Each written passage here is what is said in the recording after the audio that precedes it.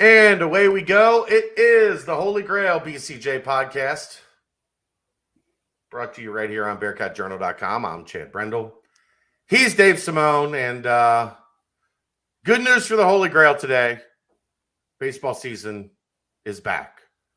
So I guess the 12th of April is set for the home opener for the Reds. But make sure you're getting to the Holy Grail when you're down at the Banks, as baseball season, they have graced us with their presence. So put that on your calendar. If you're going to a game, if you want to go catch a game when they're on the road, get your butt down to our partners at the Holy Grail on the Banks. Get you some beverages, get you some good food, and enjoy baseball season. I know Dave will. Dave, big baseball. Yeah, you know me. Fired up. Hey, you're a Mets guy. Like you got to be excited. They want to luxury tax be damned. They want to spend all the monies. Let's be real. Here's how baseball works for me. Their job is to keep me interested until football training camp starts. Yep. If they can do that, great. If not, whatever. But yes, funny. It was funny that they want. Apparently, I haven't followed it that closely, but I did see one thing where it was like they were calling it the Steve Cohen tax. They wanted to introduce an additional level of luxury tax because they were afraid owners like him were just going to spend and spend and spend. And isn't that how it's supposed to work though? Right? Hey, you got the money. You want to buy the players? Let them buy the players. You know what it means? Don't buy a baseball team unless you can afford to buy a baseball team, or at least try to win. That's what I mean. Like if you're going to buy a baseball team and be like, wow, we're gonna have to align our payroll with our resources. No, then you don't deserve to own a baseball team. But that's a story for a pardon the punctuation on another day. We have good things to talk about today, Dave. We have a win. It's been a while. First in a while. It's been a couple weeks since we've gotten to come on this podcast and talk about a win. So let's enjoy it. Cincinnati 74-63 winners over ECU today. We'll get to that here in just a moment. Austin Gayle from Pro Football Focus is going to join in about 40 minutes to talk to Dave. I'm probably just going to bow out of that one and, let Dave have his fun with Austin. Austin, as most of you know, a former employee here at Bearcat Journal, a great guy, love him to death, and super happy for his success at PFF. And I'm going to let Dave, badger him about whatever draft stuff and NFL stuff that Dave wants to talk about. So we'll get to that here in about 40 minutes. But first, we'll also talk a little spring football as we tomorrow being the final spring practice for 11 days, spring practice number 4. Then they head off to spring break. They'll be back the following Tuesday. I think it's the 22nd to resume the final 11 spring practices. But some good stuff through the first 3. So looking forward to that. And let's talk a little basketball, Dave. It looked like you had a chance to catch the game today during your work, and look, it wasn't pretty at times, especially the defense in the first half. But credit to the Bearcats, they figured something out at halftime. Maybe it was the little I labeled it a kerfuffle. It wasn't, I didn't see any punches thrown, so it wasn't like a slobber knocker or a Donnybrook. But I think kerfuffle was the appropriate word. Whatever happened, the Bearcats came out in the second half a little bit more focused on the defensive end. It went back and forth. But the good news is they were able down the stretch. And that's always been my thing with basketball, Dave. What you do in the final 5 minutes, far more often than not, determines the final outcome. And today, in the final 3:44, the Bearcats went on a 12-0 run. And that's how you win games. Not just in March, but in November and December. Like, whenever you're playing them, if you can keep the opponent from scoring in the final media time, like from the final media timeout to the end of the game, you're going to improve your chances of winning. And that's what we saw today, whatever. For sure. I mean, their 3-point shooting kept them in it in the first half when they couldn't guard a folding chair. And then, they figured out what they wanted to do defensively. And weird how a terrible shooting team all of a sudden doesn't make any shots when you actually, guard them. ECU at one point in the first half, I don't know what their number was officially at halftime, but they were shooting 61% from the field. They shot 60% in the first half, 37.5% from three, 100% from the free throw line. Finished 43% from the field. Right. So, I mean, they obviously figured it out. But, I mean, that's the thing is like this team has just been so scattershot for the better part of a month that you watched the first half and was like, okay, I guess this is going to be like an 85-83 game because neither team wants to guard the other one. And UC was hot from three. And then the game totally changed in the second half where it turned into much more defense, but then also like really, really bad offense for stretches, guys just standing around taking, more of a isolation game, taking bad shots. I joked with you earlier today that for a big stretch of the second half, I thought that's what they show hostages to try to get them to cave. Waterboarding via basketball. I mean, at one point it was like 54-53 with under 10 minutes to go in the second half. And the game it was 41-40 at the 41-40. So it was definitely two different games. But I mean, you see, I think that's just the frustrating part. Like in the first half, they showed that they can run good offense and they can make shots. Right. And then in the second half, they showed that when they want to, they can actually guard. And ECU's not any good, but they've got a couple guys that can go. But it's that element of it that we cannot get this group for whether it's talent, whether it's I'm never gonna say effort. They play hard as shit.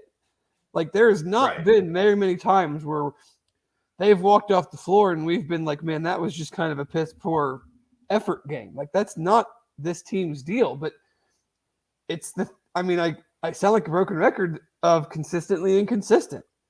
Like you have a 40-point first half and you have a 34-point second half, but a lot of that is buoyed by free throws at the end of the game, which they finally did a good job making free throws. Well, they had their best two free throw shooters. They had the ball in their hand. Right, which they hadn't done in forever. So it's just that's the frustrating part is I don't think anyone expected this team to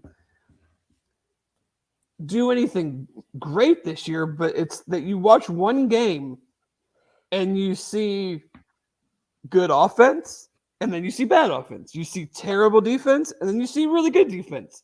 You see good 3-point shooting, then you see Jeremiah Davenport had as many air balls as he did made 3-pointers. Yeah.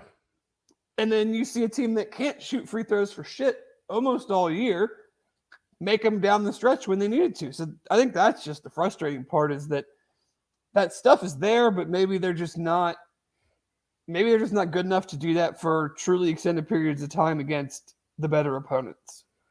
Yeah, I mean, I think that's been, the problem is stringing together when you play the upper portion of the league, stringing together, 2 or 3 segments. Forget about half to half. Like 3 segments. Like you go back to like the Houston game where they came out. I think it was 11-9 at the first media stop. And then boom, Houston goes on a run. And Cincinnati's got to go back on a run, 2 segments later to get it back to respectable. And there's just not enough. And I think what it comes down to, if we're being honest, is offensive firepower, right? Like if you have a segment or two where DeJulius and Davenport aren't putting points on the board, there's a pretty good chance you're going to see an 8-0 spurt from the opponent. You're muted. Yeah, that's how you go 7 minutes without really any offense. Right. Is if those two guys go through a little mini run where whether maybe they're out of the game or they just don't get looks, or the looks they're getting aren't falling, and that's how the Houston game turns into the Houston game. Right. Where you feel pretty good about where you're at, but like you just don't have the, like you said, the firepower to withstand something like that. John says Newman's effort jumped off the screen. So today is exactly what we've been talking about. Like, right? Like when this John Newman is your third or fourth best option, you're in pretty good shape. 7 points, 8 rebounds, a couple on the offensive end, 5 assists, 29 minutes. Like he did a little bit of everything. He's the one that really slowed down Tristan Newton. After he was scorching hot in the first half, they put Newman on him, and Newman really made him work. It was 6 of 8 in the first half, and made a 3 and got, hit all of his free throws, got anything he wanted pretty much in the first half. And then, they put John on him, and Newman denied him the ball pretty much everywhere, made things uncomfortable for him. And when you do that, you get a guy out of rhythm. And then all of a sudden, instead of, make the basket looking like it's, a hula hoop, instead you go 3 of 9, 1 of 4 from 3. You turn it over 3 times. Newton was -8 in the second half. It just, when he can be your glue, right? When he can be your junkyard dog, this isn't a bad team. And today he was able to play in that role. And once he really settled in on Newton and they finally made that decision that, look, you've got him the rest of the way, all of a sudden the tide stemmed a little bit, and the dude wasn't jumping up and just throwing in, every shot he took, he got at the rim. Right. It's harder to put one of your best defenders or your best defender on the other team's scorer when you also are relying on that guy to give you, a good amount of offensive punch as well. Right. So, which is not, that's not his game. His game is what he did today. Maybe sometimes it's into the, 10, 12 point range, but his game is guard, rebound, and, hustle, play his dick off, facilitate, and just be that piece to help out on offense, not necessarily be relied upon on offense. It's very hard to be relied upon on offense and then also be looked at to be the stopper, so to speak. Right. The guys can only do so much. You can only guard your ass off and then come down on the other end and be the focal point of the offensive attack. And that's not his game. And I'm not saying that they've used him that way, but in some games, they haven't had a choice. They've had, he's had to take more shots than they probably want, which I think then probably, hurts him on the defensive end. Or he has to go in and try to fight for offensive rebounds because they struggle to rebound. And then it's, it just takes a toll on you on the defensive end. Right.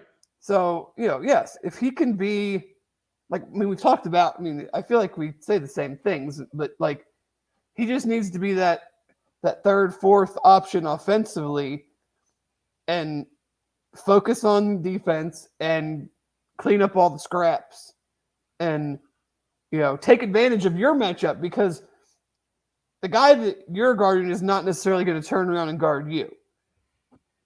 Depending on he had Miles or Robinson White on him for most of the game.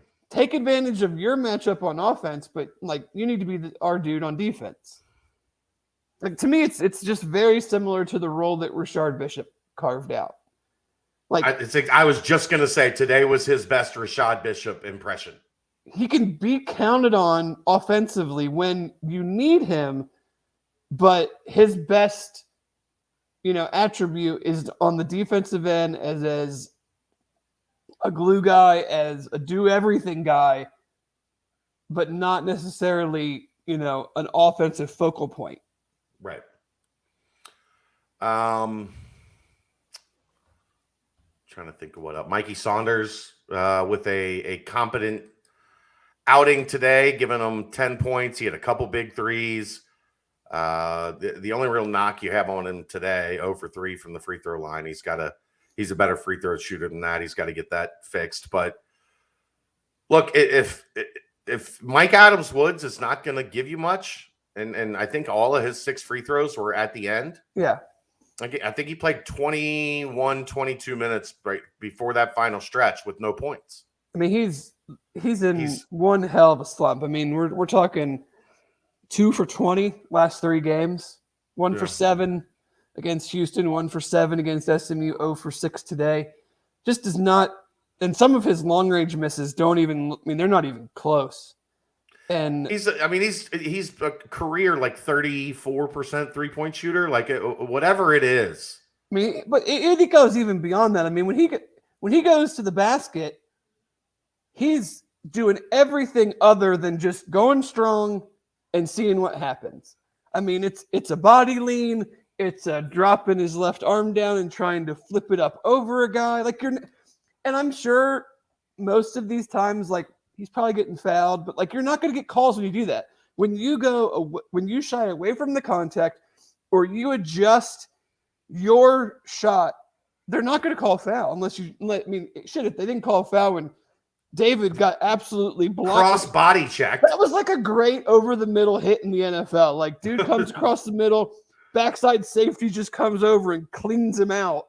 If they're not going to call that, Micah sure as hell ain't getting any calls going weak to the rim, man. Like, something, he's just, I don't know if he's in his own head, what the deal is, but I mean, he is a much better offensive player to go 2 for 20 and do it with the shots that just the way they look. Like, his jumpers are flat. They got no shot of going in.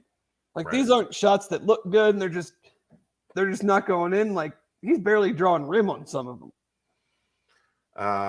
Yeah. So you needed what you got, the boost you got from Saunders, because, the other thing that was big for me, and it has been big, like we talked, they played better at Houston.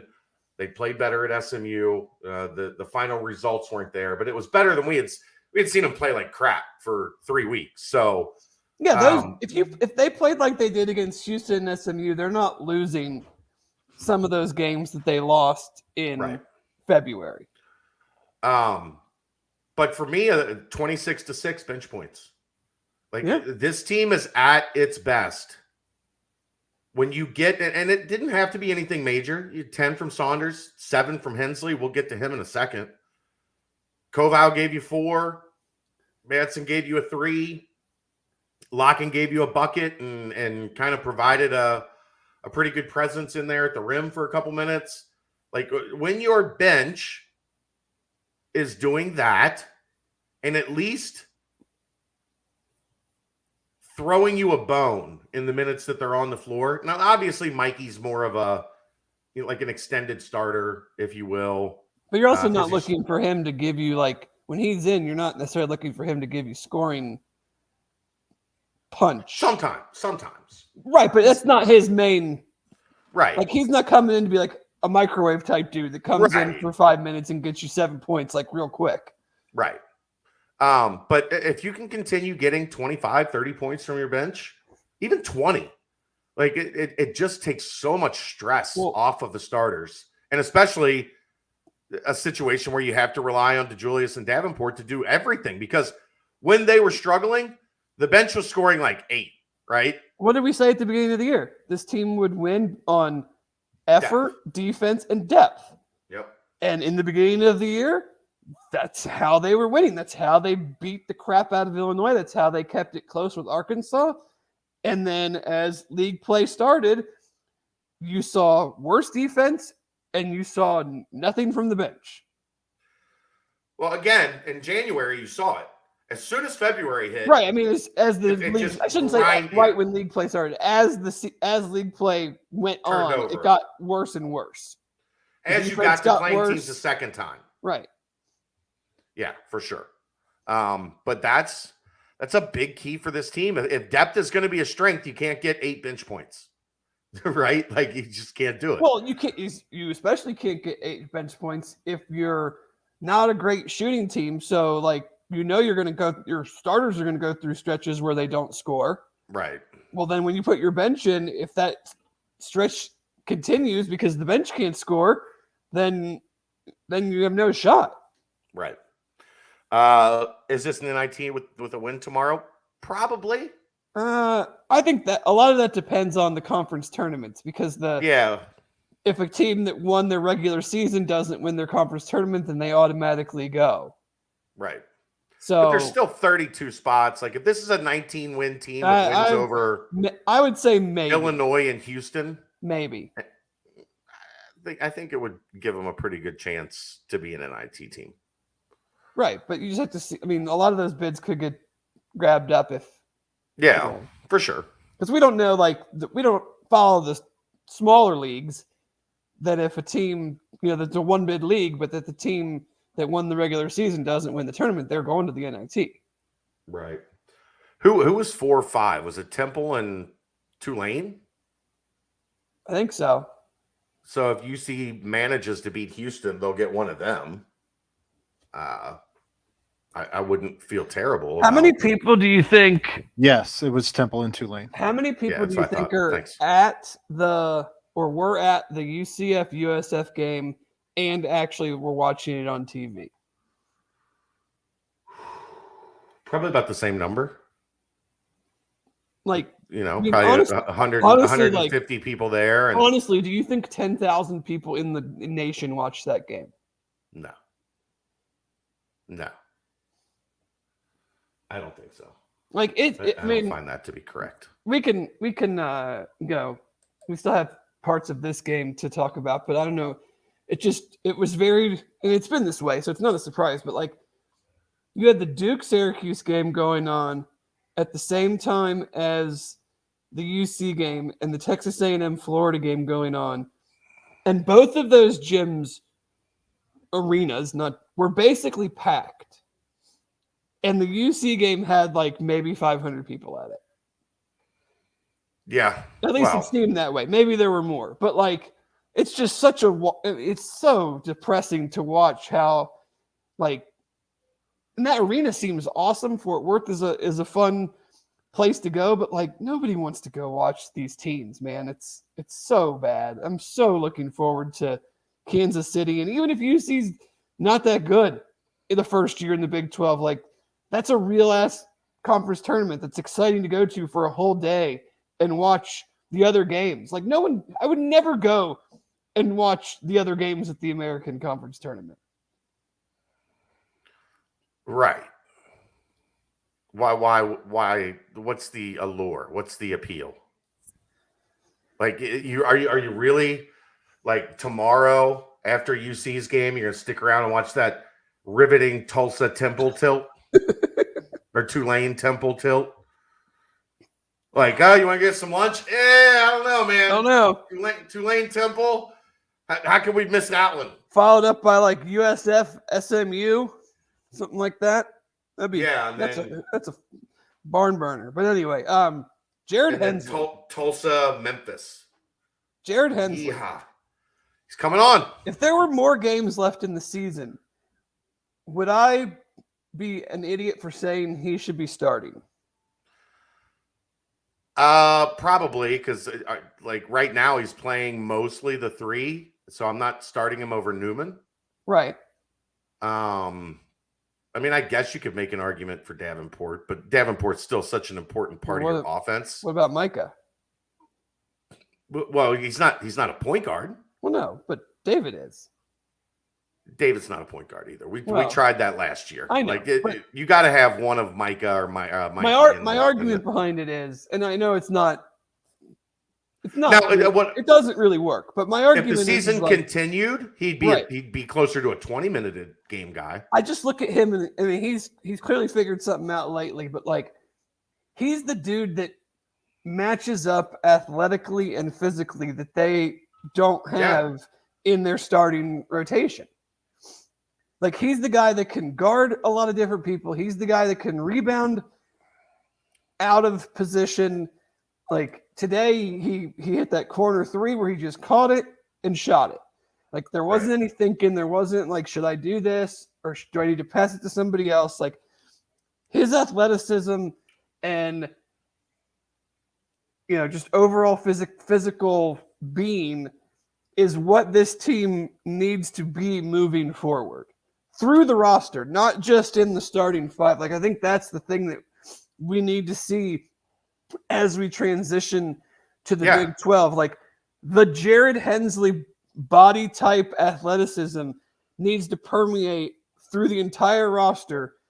Now, in those positional sizes and everything, but like everybody needs to be like him. That's what you're getting with Reed and Skillings, right? You're getting 6'7" guys with long arms and good athleticism. It maybe Reed's a little bit more cerebral than athletic, but that's those fine are the body if the other types four guys on the floor are the athletic dudes. Like, not every team.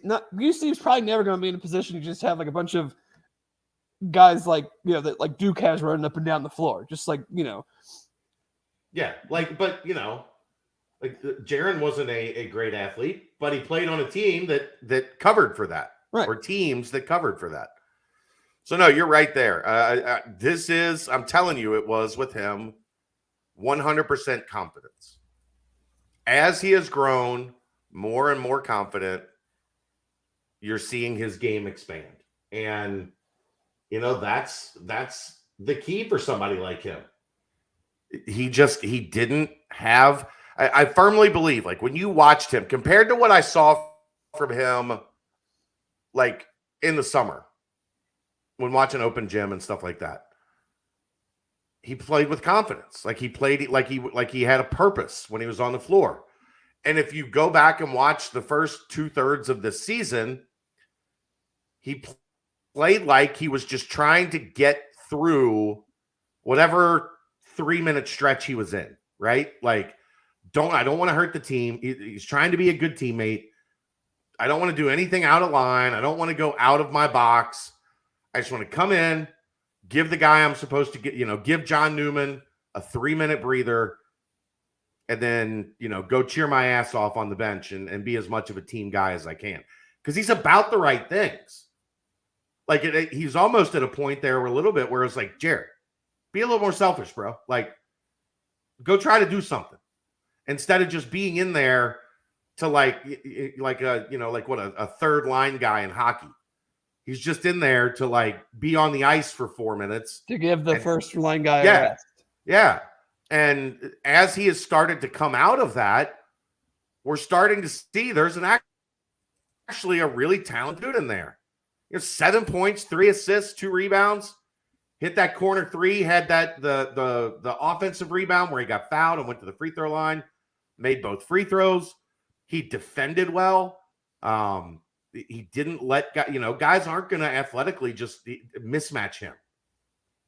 And you're getting a guy now that looks like, unfortunately, it's at the very tail end of the season, but looks like he's turned the corner and can go into the offseason potentially with a lot of confidence in his ability to grow, and that his role with the team and what's asked of him is going to evolve as well.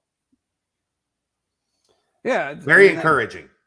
For sure. I mean, that's the thing is you wish they had, I don't know what, who knows what their postseason path might be.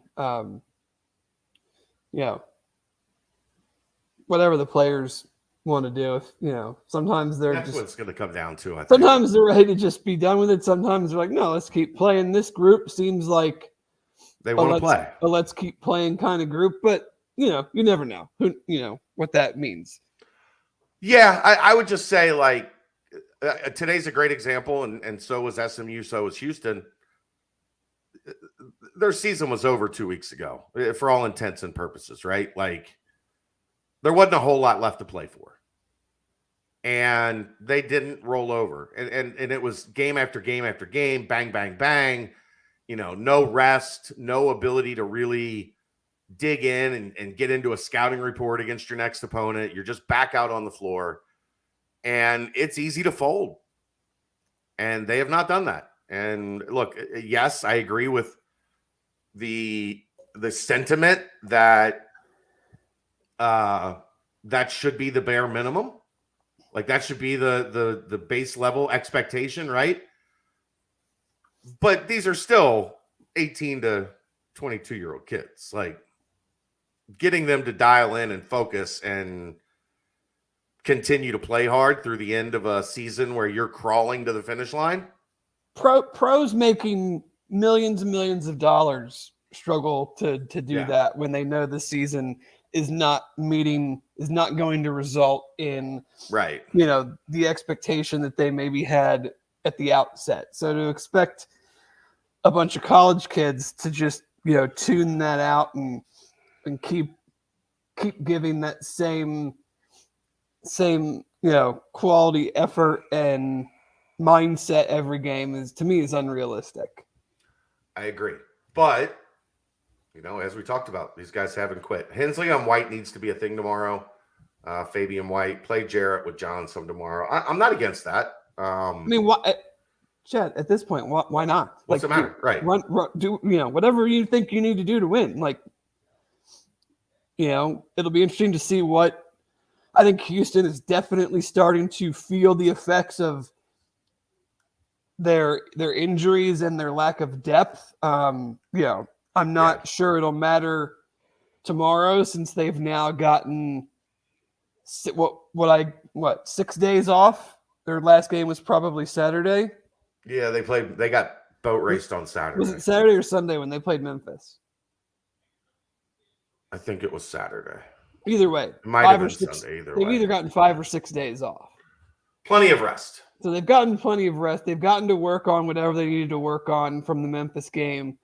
Kelvin will have them ready. You know that they want to do the best they can to, defend their Final Four trip.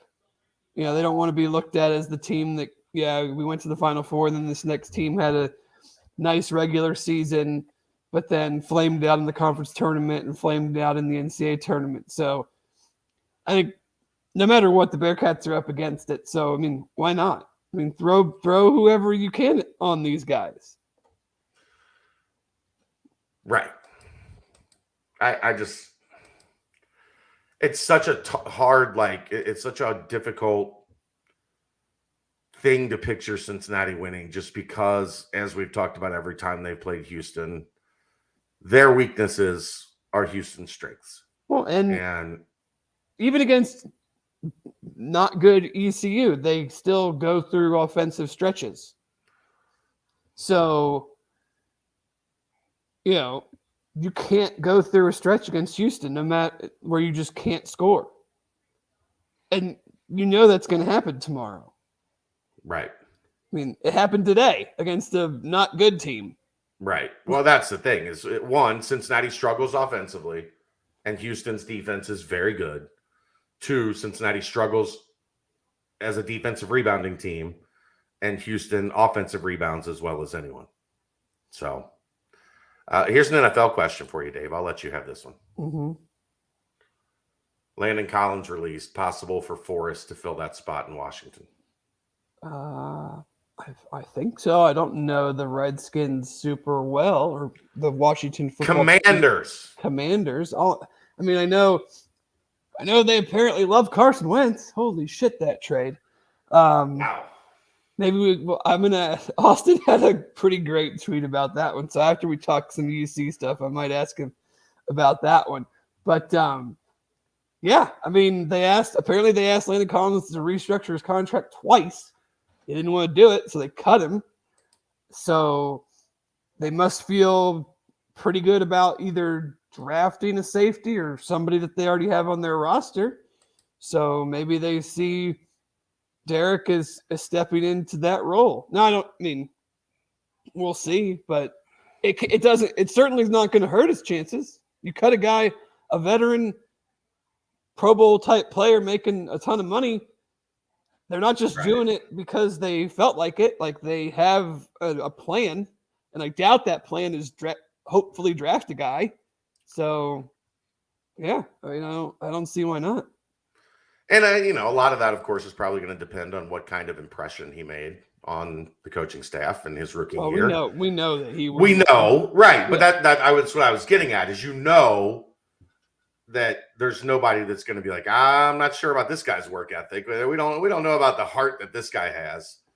I think that's probably part of the reason that it makes it easier for them to release Landon Collins, is that they feel good about that aspect of it. You got anything else on East Carolina? No, I've exhausted my East Carolina notebook. What is success for you tomorrow? Don't get blown off the floor.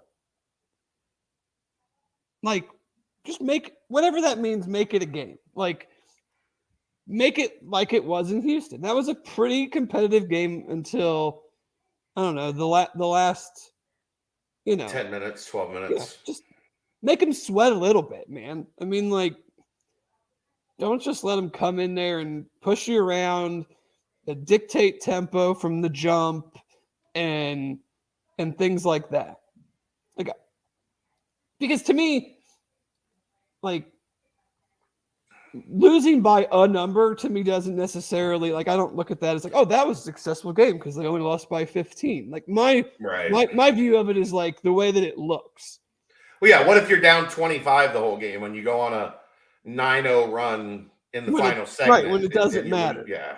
Like, the way that the game looked at Houston was more indicative of what I expected them to play. And that got, Houston scored 6 there at the very end or whatever to make it look scoreboard wise like a 12-point game 18. Right.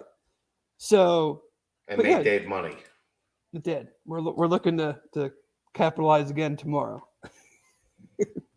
What's your breaking point on that number? I don't know. It was 14 and a half at Houston.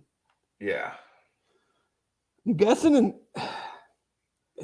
neutral floor, I bet it might be lower because of the way they played against Memphis. Yeah, Memphis is just a different animal when it comes to matching up with Houston. Well, sure, but yeah, I mean, they're long, they're athletic, they can shoot it. Just play your ass off because it's probably going to be your last game of the year. Now, they don't look at it that way. They don't go in and go, let's play hard because this is probably our last game. But, like, play your ass off. Don't let them just destroy you on the glass. And, and just answer their punches. Like, when we go through a little drought on offense and they take a 5-point lead to 12, make them fight like hell to take that 12-point lead to 15 or get it back down to 9. Don't let 12 just instantly go to 18. Right. I guess, that's kind of the way I'm looking at it tomorrow. Like, give me something to go, yep, the season didn't go the way we wanted it, but they acquitted themselves, admirably against the best team in the conference. Maybe. Are there any specific things you're looking for? Like, if they do Adams Woods to make a layup?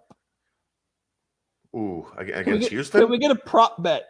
0.5. Micah Adams Woods made layups tomorrow.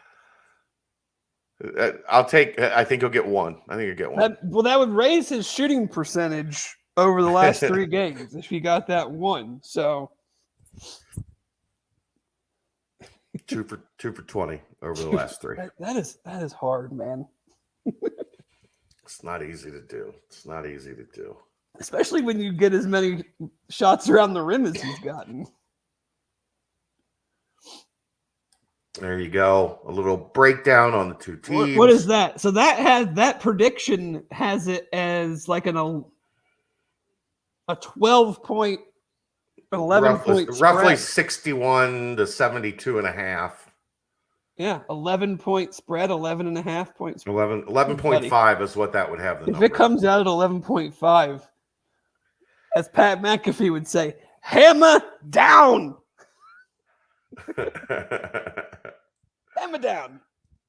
I don't know. I think those are actually rankings. I don't. It says team Oh, rankings. team rankings. They Okay. haven't actually announced the Oh, spread I thought yet. that was like a score prediction. No, they haven't announced the spread yet, and they haven't announced Well, no, the spread won't be out till tomorrow. But I thought that Well, was later like tonight. I thought that was like one of those like simulated type things where we think this is what the score is going to be. No, it just says team rankings there. Oh, okay. I think 11.5 might not be. If it was 14.5 in Houston, That's what I'm saying. 11.5 neutral, like you just take 3 points away, right? Like that's what you're supposed to do. Well, that 3 is like a football thing. I don't know what it is for basketball. It probably similar, 2, 3. Like, let's say it's 12.5. Hammer down. I think it ends up being closer than 12.5, Dave. You want to bet me? No, I don't gamble. Duh. Terrible at it. Although I did say I thought Houston was going to be closer than people thought, or SMU. I mean, Yeah, I thought SMU was going to be. that one closer was than people thought. that one was right on the. I think that Right on one the number. was pretty much right on the number. Wasn't there like a basket very late that swung it or something? Yeah. So it was pretty close to the number. Yeah. I don't know. I for some reason I think they play well tomorrow, and I do think like Houston's kind of struggling. Oh, yes, Aaron. I believe that basket was a layup by none other than Micah Adams. Oh, That's right. It was. It was his Just- only just basket of the saying. game. I thought You're right. I thought that was worth mentioning. To take an 8-point lead to 6 and bust the 7.5-point spread. Totally I worth think mentioning that's right. there. I think that's right. I think that's right. And I woke up the next morning being like, "Ooh, I'm glad I didn't play that one." That I think it was a rebound, wasn't it a weak side rebound that he put back up and in right in the closing seconds? Pertinent, very pertinent. Turned very into relevant. a sports wagering podcast. I mean, you're a sports wagerer. I'm sure there's plenty that are listening. So Yeah, I'm a very sporadic. but it's still something you do. I know. I only go in when I really feel confidently. Confident, not confidently. Right. Is Houston, as we wait for Austin, is Houston the best team in the conference right now? No. Or not Houston, I mean Memphis. Sorry. Yes. They've 10 in a row, 12 of 13, something like that. I saw them as like a projected 9 seed. No 1 seed wants to see them. No, I mean the problem, if they are in that 8-9 game, that's a nightmare. That's UC getting his UCLA in the 8-9 game. That's what I thought. That's what I just thought about. That's like the underachieving UCLA team with four pros on it. Undefeated Wichita State getting Kentucky in the 8-9 game, right? That's a nightmare. No matter how good you are, they have as talented a roster as anybody in America. So, and they were I mean, all the credit, man. They were a mess. Oh, they were dead in the water in November and December. It was a disaster. And then they settled down. The young guys started getting along with the old guys, and that's how it happens sometimes. Where's your boy at? I don't know. He said he was on his way home. Okay. He worked the hours that those dudes work at PFF are nuts. I just think they just stay there all the time, just watching tape, watching games. Yeah. Why wouldn't you? Like Yeah. you've got access to the all 22 and Yeah, he said 3 minutes. okay. Like that, you'd just hang around, wouldn't you? You'd never leave. No, of course not. You'd be divorced, paying child support. Totally worth it. Yeah, I don't know how. That's definitely a young single man's For sure. gig right there. For sure. But got a lot. We got a lot of dudes to talk about. So You do. hopefully get some good combine stories. Now that all the teams and media could be back and mingling at bars and restaurants I'll have Austin talk about it, but there's a bar restaurant in Indy that apparently somehow steakhouse turns bar just can stay open serving beers until 6 a.m. And like, is it the cocktail place? What's Prime. the shrimp cocktail? No, it's not St. Elmo's. It's Okay. Prime. Wow. But and then I guess So Deion Sanders owns it. they give out Uncrustables at the end of the night. But yeah, so just my daughter's big. Like she's been on a hunt. She's now big into the Nutella ones, the hazelnut Uncrustables. I'm a traditionalist. I just do peanut butter and jelly. I did that yesterday for lunch. Peanut butter and jelly is delicious. Very strong, very strong. Just on some regular old ass white bread. But yeah, so we'll anything before he jumps on, anything combine related that came to your mind? No, and he's here. So there he is dancing in the background.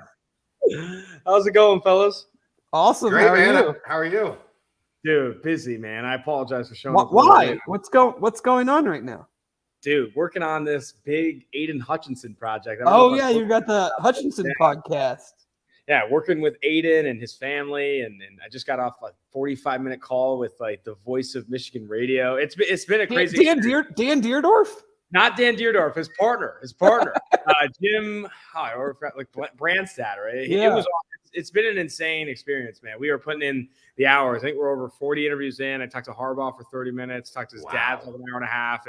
It's been an awesome project. Like unbiased, covering the draft for as long as I have, this is going to be one of the more insane pieces of content to come out on a number one overall pick in a long time. Because it's been quite the journey. Or before we get to the UC stuff, are we there? Are we Cam Robinson 120%? What the hell are you doing? Aiden Hutchinson's now the number one pick. So I do lean where the markets are leaning, right? Betting markets have him, I think, minus 300 to be the number one overall pick. He was plus 750 in Indianapolis. And betting's legal in Indiana, and I put an unlawful amount of money on plus 750 Aiden Hutchinson overall. And I feel really good about it. I feel really good about where the markets have gone. In addition to the Cam Robinson franchise tag, everything I'm hearing from the combine is they're also locking into one of the big name offensive tackles available in free agency. I think you could figure out who that name is. And I think the Jacksonville Jaguars are really going to double down and adding, like, maintaining Cam Robinson and then potentially adding a veteran piece as well instead of. If that happens, then I mean his betting prop will go down huge. I mean, there's no, what else would they do? That's where my head's at. I think the only like dark horse value play from there would be Hamilton or Thibodeau, but I haven't found a single person yet that's even considering them at number one overall picks. Some people like Jordan Davis. I do think Sauce, maybe Sauce. I think Sauce for sure, and we'll get into more. We're about to get into that now. I'm about to put you on the hot seat right away. Well, first off, everybody, Austin Gayle, Pro Football Focus. Welcome to the show. Thank you so much for having me, guys. So, Dave, it's all you. Dave's gonna have his way with you here for a while. Your boy Mike, that you do the Tailgate podcast with, I saw today. Sauce still CB3. What are, like, we are obviously homers. This is a UC podcast. You're not going to convince anybody on this podcast that he is not CB1. Yeah. What are we missing?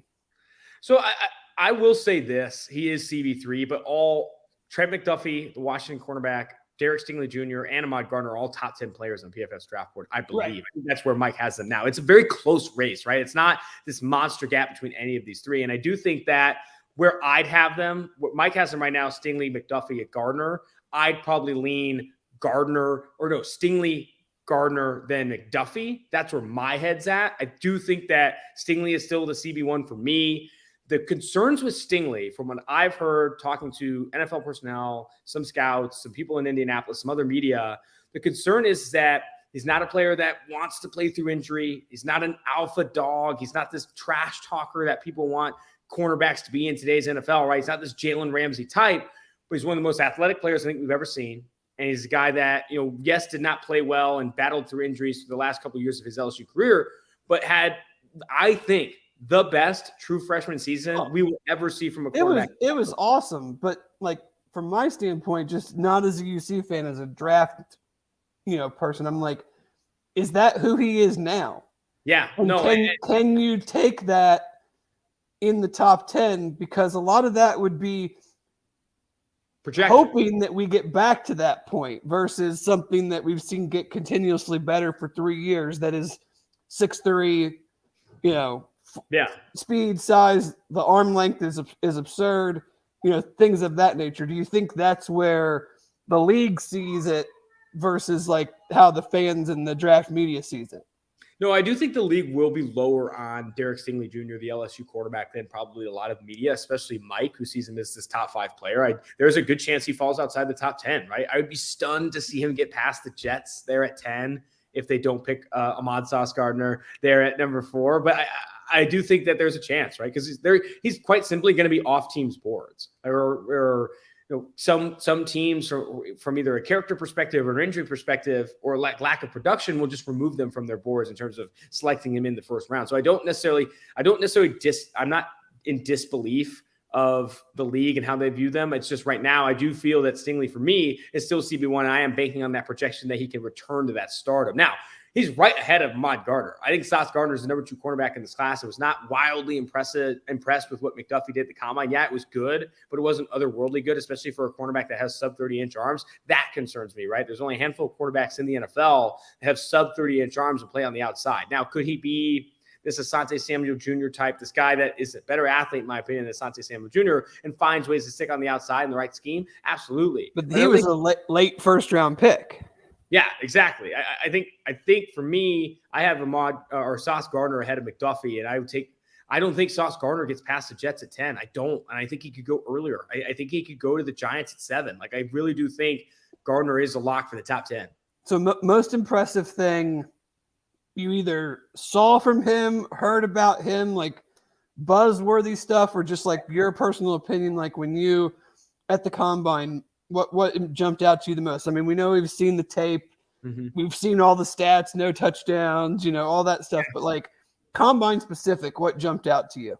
So, yeah, obviously that stat is super impressive, right? Not allowing a touchdown in his college career is something that PFF has mentioned 1,000 times. And I think what he did specifically in man coverage against really talented receivers over the course of his career is impressive. And that's what teams covet, right? Teams covet man cover corners, guys that can stick it out and press and win in isolation. And that's what Ahmad Gardner did. And you saw Alabama literally put a game plan together that limited him from doing just that. And that, in my opinion, is the utmost respect to what Sauce Gardner is capable of. And I think the buzz in Indy, and I was talking to Dan Horde, the voice of the Cincinnati Bengals, the voice of the Bearcats there, he has been so impressed with how much Ahmad Gardner has grown as a person and has grown as a personality and how much confidence he has added. I'm sure you guys could speak to that too, right? Seeing how much he's grown over the course of his Bearcats career, just in personally, like how he presents himself. And I think that's going to help him a ton as he go into the NFL. I do think, again, he's a top 10 player. The film is fantastic. He's a physical corner, which has caught him a bit. I mean, he's been penalized more than some of the other cornerbacks in this draft class for sure, but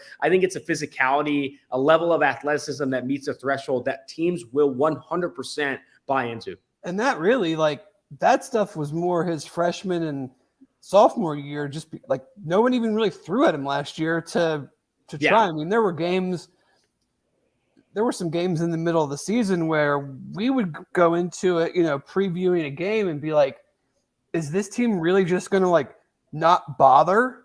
Like you have what we think are good wide receivers. Are you just going to not bother throwing to his side? And they didn't.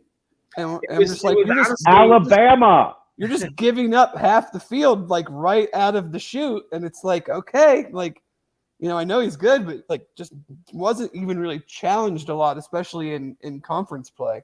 Here's was- one I think you haven't heard, Austin. I don't So think I'm told a team asked him in the interview process at the combine, what would you say if we told you Derek Stingley was ahead of you on our draft board? And Sauce's reply was something along the lines of, I'd tell you that you're making a huge mistake. Wow.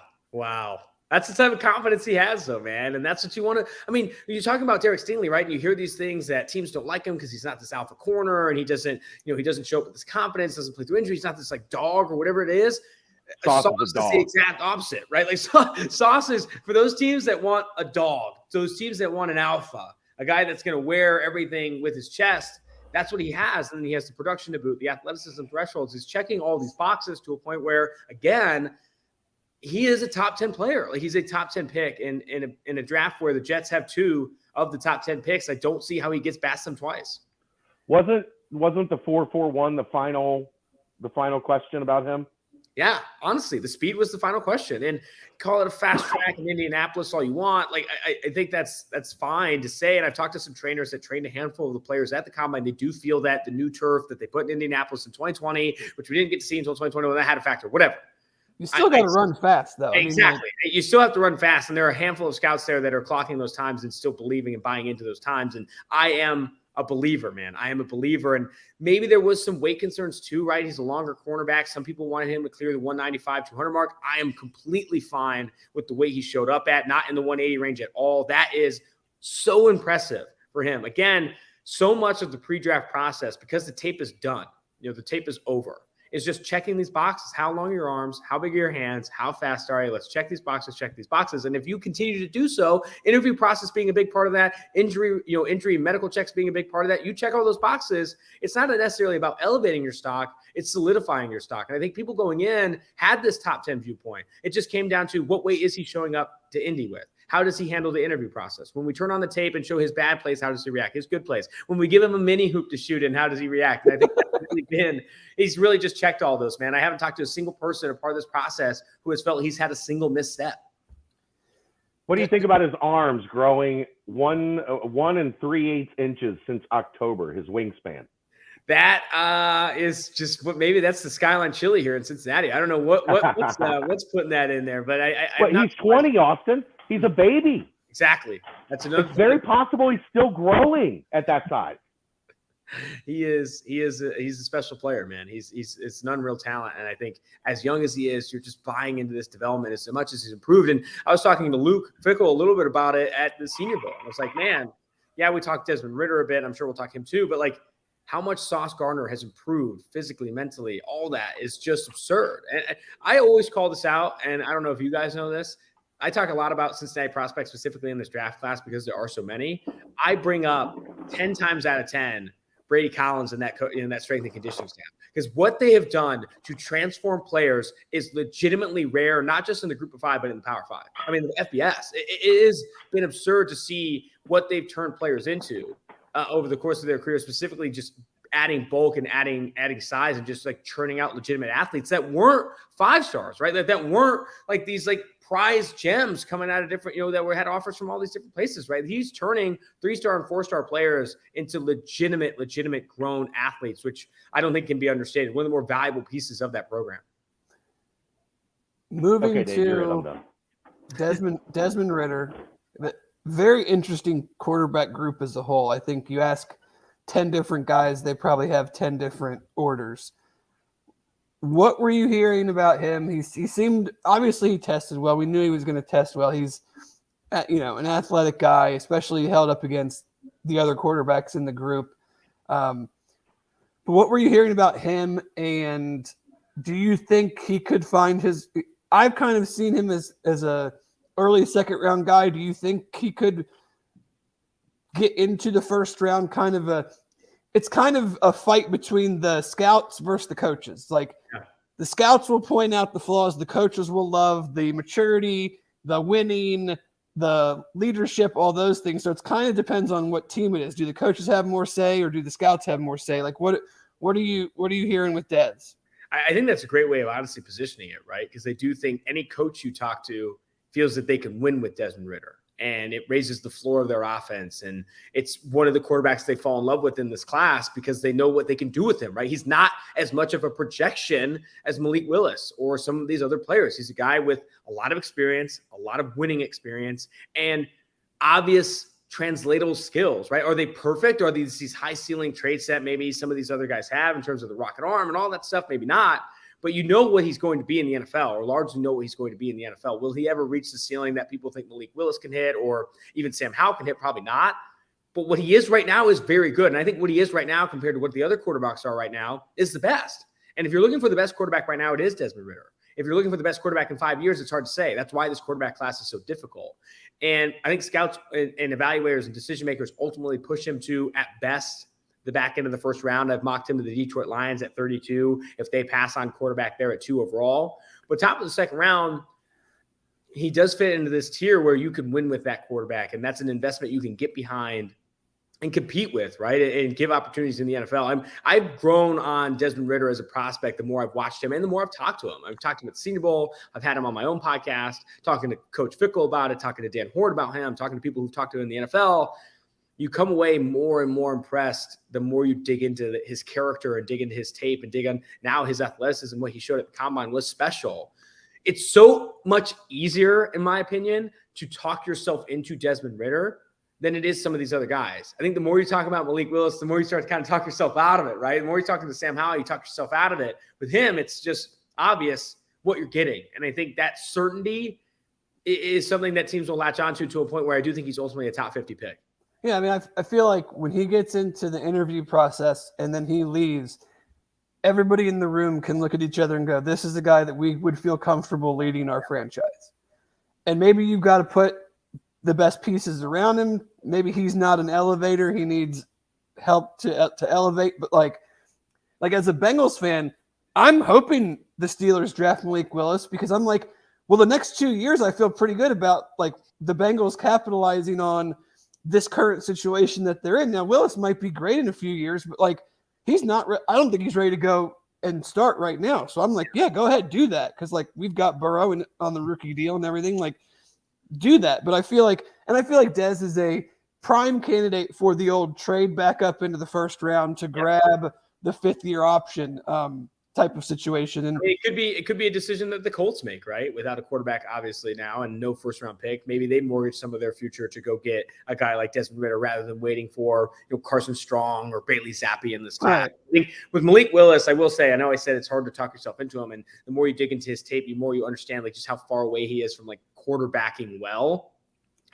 You talk to anybody in Indianapolis, man, this guy blows the doors off the interview process, and everyone just can't. The biggest question is how the hell did Auburn let him go? That's like, it just right. Like why wasn't he playing to? It really doesn't make sense. It really doesn't make sense. Like right. It's not a character thing. No. I think it's just a Gus Malzahn to Hugh Freeze offensive philosophy now coming into the NFL. Like, how long do you have to bring that along? And now there's this growing surge in people believing that the Detroit Lions could take him at 2.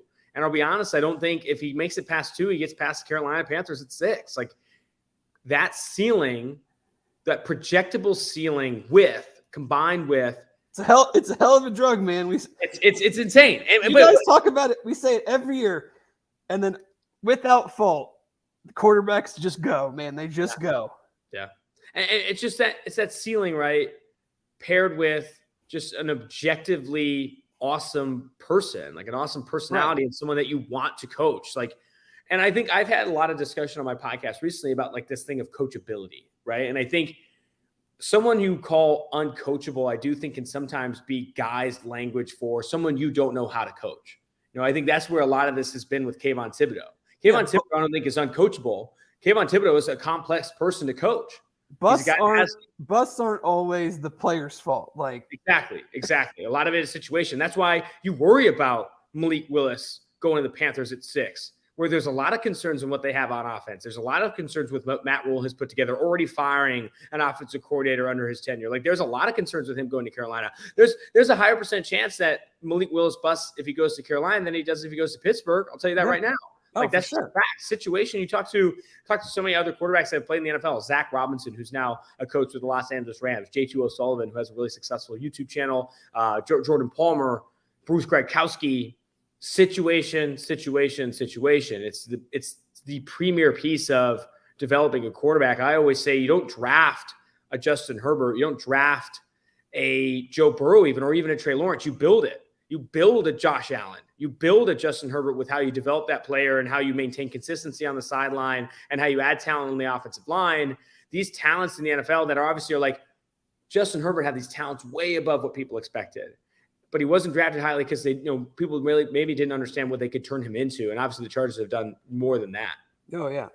Do you think there's team specific that fit Dez, better than others, but like one particular that I want him to go as high as possible just because I want good things for him. But like, I would love to see him go to Atlanta because I feel like that would be a great situation for him to be behind Matt Ryan for at least a year and be in Arthur Smith's offense. I think the way Arthur Smith coaches quarterbacks, utilizes tight ends, understands the quarterback run game would be a great spot for him to go. No, I think so too. I think the people I've talked to in Indianapolis don't feel Atlanta will lock into a quarterback at 8, but he could be a guy that, you get at the top of the second round, right? I think that's where I think Atlanta's his fit. Going somewhere where you can sit behind someone, I think in this class is smart, right? Now, I still think that the NFL has done a lot better job of adapting their system, offensive coordinators adapting their system to the strengths of their quarterback to a point where this idea of like sitting isn't necessarily as important, right? Because back in the day, you draft a quarterback and he's playing in your system, the system that the starting quarterback's already playing in. You're now drafting a quarterback and you're like, we're going to change our entire offense to make sure that he can win. Like the Ravens. Like the Ravens. I think the Bills have done that with Josh Allen. Chargers are doing that with Justin Herbert. I mean, hell, the Chiefs are doing that with Patrick Mahomes, right? You don't have an offense that your quarterback comes into and plays with. You have a quarterback that you need to build an offense around. Well, I mean, just look at the Bengals. They run more empty than pretty much anybody, and that's because Joe Burrow wants to run empty. Exactly. Offensive line problems be damned. Like, that's what he wants to run. Big Ben doesn't want to run play action. Steelers have the lowest play action rates of the last 10 years, right? Like you build an offense that your quarterback can win within.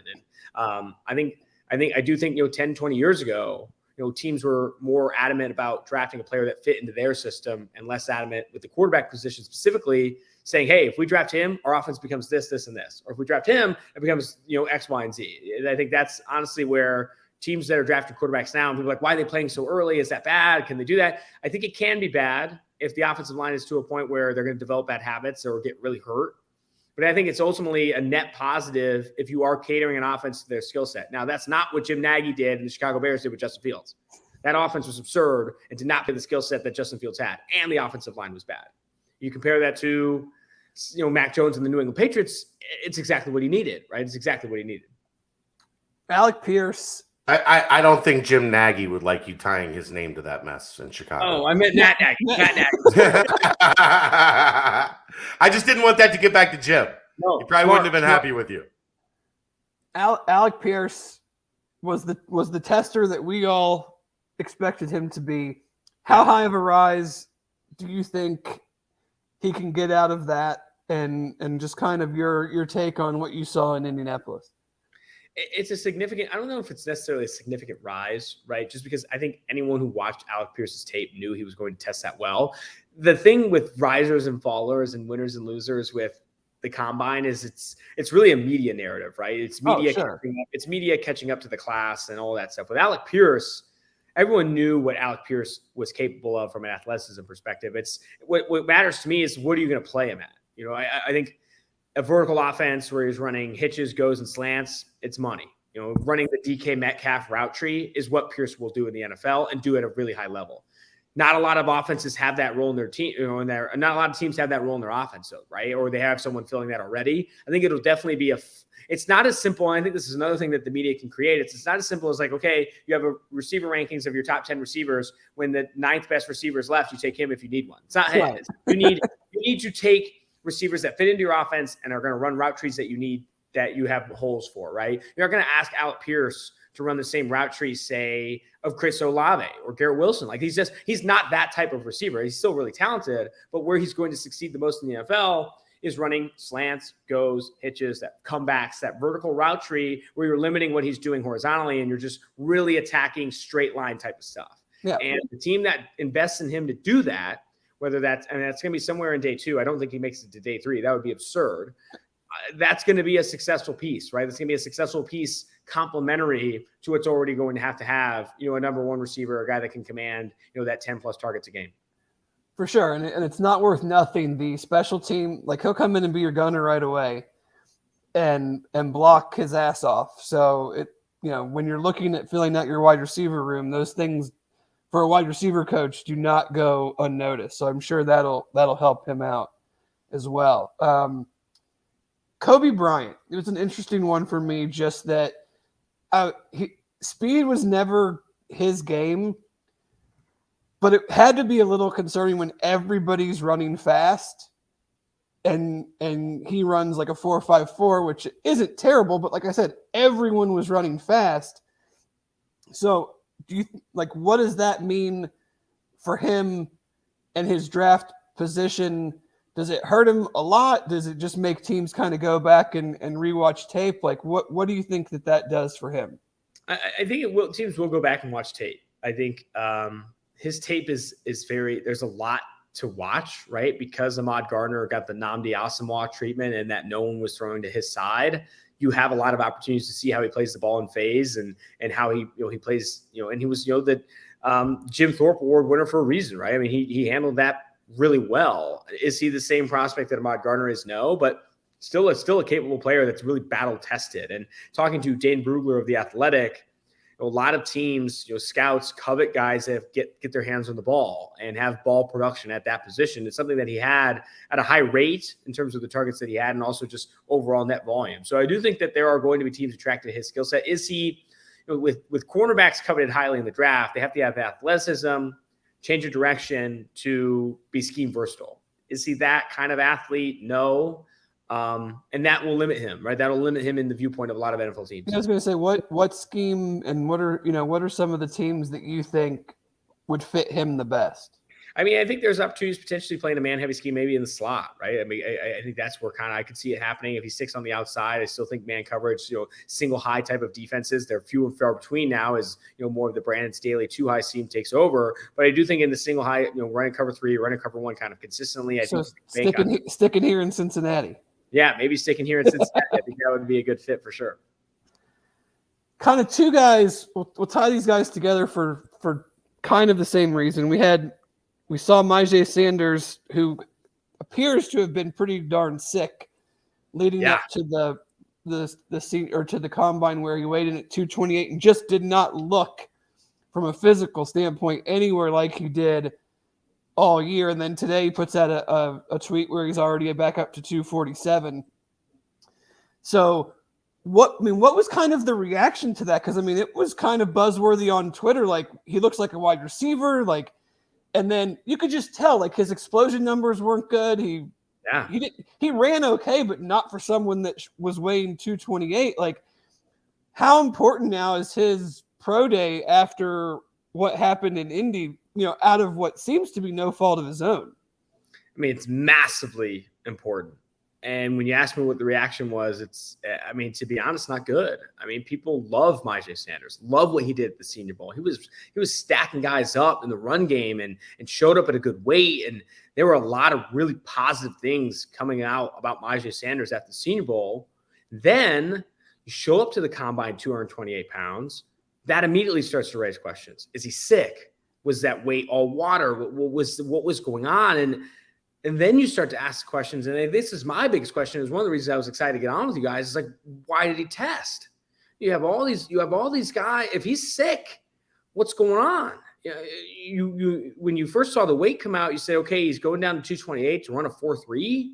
Like, is he trying to cut weight so his testing shows off the roof and then adding back weight or whatever? And then when he doesn't even test up to expectation, then you're like, he has to be sick. And to have that come out after, when you already have so many players opting out of testing for whatever reason, that's so not negatively viewed compared to testing poorly and showing up at a low weight, I do have a lot of questions. I have a lot of questions to the agent, letting him test. I have a lot of questions on how sick he was and is he healthy now, or should he even be prioritizing his pro day? That you can't drop and add 20 pounds like that healthily, right? I mean, there was a lot of concern, and like, he's one of my favorite players in this class. I mean, his tape is fantastic. He's grown so much as a pass rusher. He's a top 50 player, in my opinion, going into this year. And I felt good coming out of the Senior Bowl that he'd still be that. Now, there are more questions than answers. You left Indianapolis with a lot of questions. So, I mean, I kind of want to turn it back to you guys. What do you know about the situation? Because it's a player that I'm obviously a huge fan of and came out of Indianapolis just with a lot of question marks. I say this half joking, but dropping 20 and adding 20 from IJ is second nature. Really? Like when he came back from quarantine, he was down in that 225, 230 range. I think he has such a high metabolism that weight is like he has to be dialed in on keeping himself up above 250, 260. Wow. Because I think he just, when he goes home, like, you're not drinking the protein. Nobody's making you a protein shake twice a day. And, you're not getting the meal table. Like maybe you're eating well, but you're not eating enough calories. And his body, for whatever reason, reacts wildly to that. The last person I remember at UC, and you might remember, Tion Green was like that the other way. Tion Green would go home for a weekend and come back 15 pounds heavier. Wow. Like, how did you do that, dude? Like, like with my Jay, his body, I just think he has to have such an intense focus on adding weight because his metabolism is his personality. Yeah. It's relentless. It's nonstop. It's, insatiable, if you will. Mm-hmm. And when he isn't able to do that in a sickness for even a couple days, with him is something where he just sees 15, 20 pounds fall off of him, but then 5 days later it's back. Yeah. Like that's the wild thing with him. Austin, he came to Cincinnati, I think at 208. That's insane. And by the end of Higher Ground, which was like 6 weeks after he got to campus, he was in the 240s. So in 6 weeks, he gained 40 something pounds as a freshman. Yeah. And it's just been something they've struggled with him throughout the process, because if he lets his foot off the gas at all, he's back down to 225, 230. And my reaction to that, honestly, is that teams coming away with that answer to the weight, not necessarily concern, but the weight situation, will say, okay, we'll keep the gas pedal down and let's move. Now, what we need to see and what teams will want to see is, okay, let's get back up to that weight, Majay, and let's test as we expected, right? Let's see these. I think he fully plans to do that. Yeah, right. And that's why his pro day is one of the bigger pro days, in my opinion. I mean, what he did at the Senior Bowl, being 242, but still having like so much power. I mean, he was knocking dudes around, especially like he impressed me the most at the Senior Bowl in the run game, more so than in the pass game. Like he was setting the edge big time and blowing up tackles on run plays at 242. Like his weight to power is not a problem for someone that size. And Chad and I would talk like, I'd like to see him up in the 250s, or else you're probably pigeonholed as a situational pass rusher. And then he shows up at 228 and you're like, you're not even like a draftable defensive player. Yeah. At 6'5", 228. Like there's no way that, like, that's the thing to me, like knowing him, I was like, there's no way that this was intentional. No, like, no one told him to do that. Not at all. I mean, 228 is literally the lowest any edge defender has ever showed to the combine ever. Like dating back to like 1999. Right. Like it was not intentional. I think we all knew that. Like, I mean, my first reaction is like, is he going to go to safety or something? Like that's small for safety. That's small for a linebacker. That's light. Oh yeah. So there were some initial like jokes in that area or whatever, but it obviously wasn't intentional. My questions go back to the agent. Like, why are you testing if you're down that much weight and you're sick? Like you have so many players there where the precedent is set and you don't need to test, right? If you have, that's the thing. It's like, I don't think the teams necessarily were like, hey, way to fight through it and test. Like if you're not going to be able to give your best effort for whatever reason, just don't put a number out there, because it's almost like the Kenny Pickett hand size thing. Like, Yeah. just get it out of the way. Mhm. And then it stops being a discussion point. But then when Majay goes out there and does what he does, now you get everybody asking, well, why did this happen? Yes. Jamison Williams shows up there at 178 pounds, and everyone's like, oh my gosh, that's super light for a receiver. He's like, dude, I haven't been able to rehab. I lost a lot of weight in my legs, and I'm not testing because of that. It's like, Yeah, like I don't no one's got concerns with Jamison Williams right now. I'll tell you that. I haven't lifted with my legs since the national championship. Like, what do you think I'm going to weigh?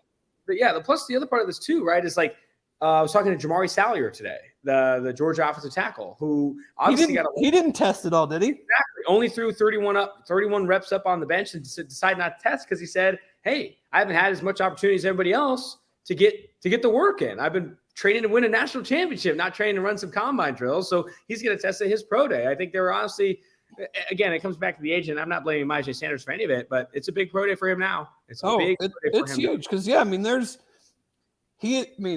what he's done and the scouts get into it more than just the counting stats of sacks and stuff, but like I felt like he was very comfortably a second round guy, and now I got no idea. I really don't know, and it's going to come back to the pro day, right? Like he comes to the pro day and he puts up numbers that people expected. I think you can maintain day 2 status, but like if we don't see the script flipped, this is a day 3 prospect because you're banking on a lot of unknown for sure. Right. Darian Beavers also cut some weight down to 237, but he looked fantastic at the combine. Did not run the 40, but was outstanding in the jumps, and then he did the 3-cone or one of the 3-cone or the short shuttle, and was the leader of the linebackers. Starting at the Senior Bowl, he kind of proved that he wasn't just a 2-down guy. He was locked in on all the tight ends and stuff at the Senior Bowl. Do you see him now more as that type of a player that can be used in coverage and at a weight of 237 can really use his size and athleticism? Yes. I am a huge Darian Beavers fan. I want to talk to him. I haven't had an opportunity to meet with him. I want to see what kind of voice he brings to the table because I'm a huge fan of him on tape, and I'm a huge fan. Arrange that. Yeah, I like that. Chad, help me out here. Help me out because his tape is fantastic. What he did, arrange that. His 3-cone, absurd, right? Like it was it 6'6", 6'9", Yeah, that sub-7 3-cone at 237 pounds, like.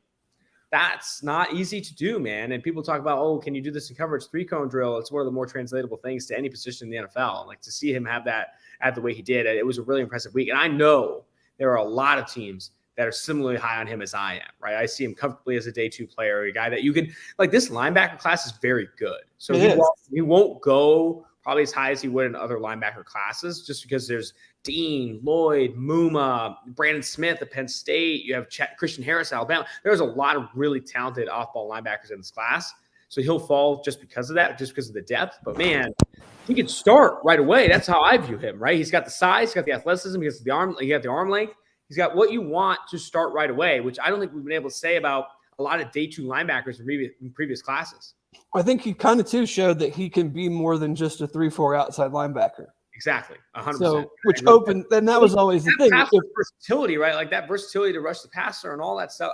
That matters too, man. If he was going to be in that 250 to 260 range, you figured, okay, you're going to be a Steeler, a Patriot type guy. At 237, with some coverage ability, because he, I don't know if you know this, he went to UConn as a safety. Yeah. And then he did go to UConn as a safety. I didn't know that. Then moved down to defensive end because their team was so terrible. But still at like a super lightweight. And then when he got here, just shot up weight-wise with Brady. Yeah. But yeah, I mean, he's got that athletic background. So I think dropping the weight, but showing the athleticism and the coverage ability kind of opened him up to an option for way more teams, which should help him rise up. And teams are going to jump on him. I mean, you're getting a starter. You're getting a legitimate starter on day 2 at off-ball linebacker, and one that I think has room to develop still in the NFL. Like I think, and depending on the role you play him in, and that's so much of what the linebacker position is, that's a massive piece of it, right? I think that's. I'm excited for Darian Beavers and the landing spot he goes to because I do think any team that does take him is going to get a guy that can start right away and develop into something big. So, the safety class. I'm a huge Brian Cook guy. I'm bummed he wasn't able to test just because of shoulder surgery. But it seems like he had a decent amount of buzz building even before that. Once teams really got to start looking into the tape, his pro day's obviously going to be huge. What are you guys seeing with him, and what do you like about his game? I know a lot of people are high on Brian Cook, and I love his personality. I love his tape. I think he's a thumper, right? I think he plays the game vintage in a lot of ways. I think for Brian Cook, for me, I want to see where he tests the safety position. You need makeup speed. You need to react and all that. I think the testing will be key. But from a personality perspective and how he plays the game, his approach, that alpha dog mentality, which I think is a mainstay in Cincinnati. It's a culture that's brewing, Chad, in Cincinnati over the past few years that I think they're going to latch onto. I think a lot of people will like Brian Cook. Is there a chance he sneaks out of day two? Potentially, but there are teams that are high on him. And that's all it takes, right? When you talk about a player, where he's going to go, it just takes one. It just takes one to kind of pick him high. And I do think that he could ultimately be a third-round player. I think he's another one that the coaches – yes. Like, he's a dog, man. The coaches are going – like, some DB coach or safety coach is going to, like, the old cliche, I'm going to pound the table for this guy. Like, somebody's going to go, like, we got to have this guy on our team. Like, I guarantee you his agent had to tell him, like, you are not testing. Yeah. Like, yeah. There is the way, as competitive as he is, and as times that he's gotten dinged and you think he's hurt and he comes right back out on the next play, like, one of the toughest dudes I've ever seen. There were at least five times this year when we got to practice on Tuesday, we fully expected, like, if we see Brian Cook on Saturday, we're not going to see him until Saturday, right? Mm-hmm. And there he was on Tuesday. Man. He would be in on Sunday. He would be in on Monday. He would do every treatment that they would allow him to do. And, like, remember, this is a kid that went to Howard as a corner. Mm-hmm. Like, no recruiting profile out of high school. And Cincinnati saw his tape from Howard and went, this is like our guy. Because I had to calm the fan base down on Brian Cook. Why are we taking a no-star corner from Howard as a transfer? What are we doing? We're like, our profile is rising. What are we doing? And then you saw him play. Yeah. And you're like, oh, okay. I'm terrified of him. I mean, you tell stories like that, and it's why I bring up the strength and conditioning staff. It's why I've shown so much praise and thrown so much praise on Luke Fickell and the other, like, hits that I've done. And it's just like, this is legitimately unparalleled player development. It's honestly unparalleled player development that Cincinnati has. And some people will bill it as striking lightning in a bottle or, getting lucky with a handful of transfers or recruits. This is a culture, and this is a developmental program for players that is being built and maintained and sustained with Fickell, with Brady, and just their approach to how they are nurturing and improving players. Now, does that mean every single player in the Cincinnati football program is going to develop an NFL talent? No, but it is going to lead to more draft classes like this, where they are turning no-star transfers from Howard into guys that I've heard would take them in the second round. Right, like that's absurd, right? And again, it's just more testament to what this program is and what it's become. Last guy, running back Jerome Ford, 4.46. Okay, I guess pretty good enough for a running back. Good enough for a running back, but I think the part that jumped out to me on the not great side were his explosion numbers. Yes. 31-inch vertical, like 9 foot something, broad, and we know he has, like, the long speed. I mean, we saw how many 70, 80-yard touchdowns where he just dusted dudes, but those explosion numbers have to be worrisome for teams when it comes to running back. And again, it's not this media speculation of a riser faller, right? This isn't a faller situation for Jerome Ford as much as it is a didn't check a box, right? You love his tape and you love a good example of, like, a non-faller that did not have a good week in Indianapolis is Kyron Williams. Kyron Williams, Notre Dame, has an impressive tape, is a high-effort pass protector, runs a 4.7. You run a 4.7, you're not playing running back in the NFL. And you're playing running back in the NFL, but you have a lower percentage chance of hitting, right? And I know Jerome Ford ran a lot faster than that, but with these not lackluster, but low-end explosives, teams will not check that box, right? He won't meet this threshold for a lot of teams. Some teams are only drafting running backs that are clearing a certain figure in those drills, and that's ultimately what leads to a slide, right? And it's not necessarily that he's falling down, but there are teams who do not draft offensive tackles who do not have 33+ inch arms, period. They won't. They're off the board. There are teams that won't draft quarterbacks if they have this knee injury or this, whatever. They're off the board. And that's with Ford, right? It's not so much that he's falling. It's like, oh man, I was going to, teams are not saying I was going to draft him in the 3rd, but now after seeing that, I'm probably not going to draft him in the 6th. They're saying, okay, I really like his tape. I see him from a tape grade perspective as an X round player. Oh man, he didn't meet our thresholds here. We're not going to end up having him on our board. And that ultimately, I think we'll get him into this steal range, right? Where if he does fall to the back end of day 3 or wherever he ends up, I think there are going to be teams that get a good plus tape type of player.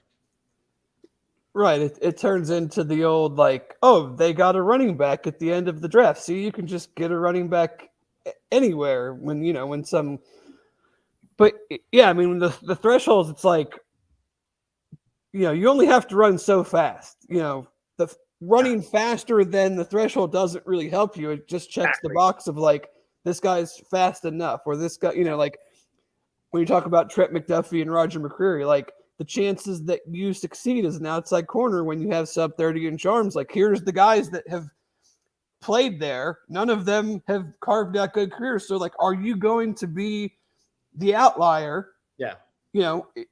And those thresholds are real, right? Those thresholds are real. I think you made a good point there. I mean, it's you look at the list of receivers that have run the fastest 4-yard times. You're like, who are these guys? Right. Where are they even playing now? John Ross? Yeah. It's not so much that the faster you go and all this stuff, you increase your percentile or percentage chance that you're going to be a hit in the NFL. It's so much that, like, literally there are 6 cornerbacks in the NFL that have played over 400 snaps at outside cornerback with under 30-inch arms. You have to be an outlier to have sub 30-inch arms and have success at outside cornerback in the NFL. There's similar thresholds for arm length at tackle, similar thresholds for arm length at linebacker, and there are similar thresholds in explosives. And you need to clear these things to give yourself and give historical data this percentage chance of hitting, right? And are there outliers? Absolutely. Dude, Braden Smith is one of the better right tackles in the NFL, and he has 32.5-inch arms. Like, that just doesn't happen. Jerome Ford, with the explosive he has, is going to have to be a legitimate outlier. Those guys get drafted in the 5th, 6th, 7th round, not the 2nd and 3rd round. Again, you're not checking enough boxes to feel that confident in a floor, right? Feel that confident in a floor in the NFL. All right, so super appreciate your time. Just want to get a couple more things from you. Of course. Without giving away the player's name, because that what Dave's doing here, hold on. What Dave's doing here, Austin's Dave's auditioning for a job at PFF.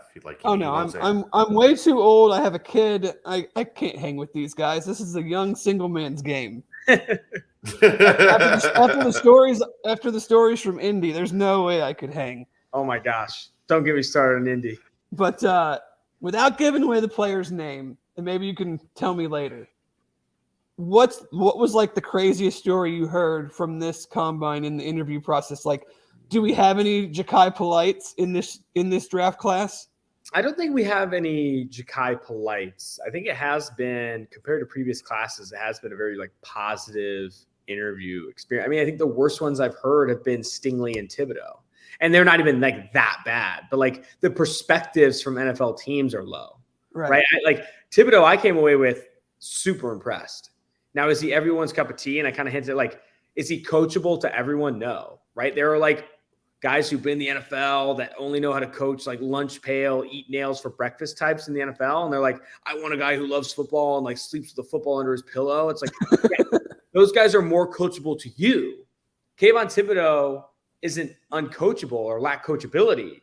He is different, and that's going to rub people the wrong way. I mean, do you remember the Dean Pease rant for the Atlanta Falcons? Oh, yeah. I still write everything down on paper. Everyone wants to use computers. Okay, Kayvon Thibodeau is not going to be coachable to Dean fucking Pease, okay? Right. Kayvon Thibodeau has his own cryptocurrency. Kayvon Thibodeau plays chess through his own Discord channel for subscription revenue.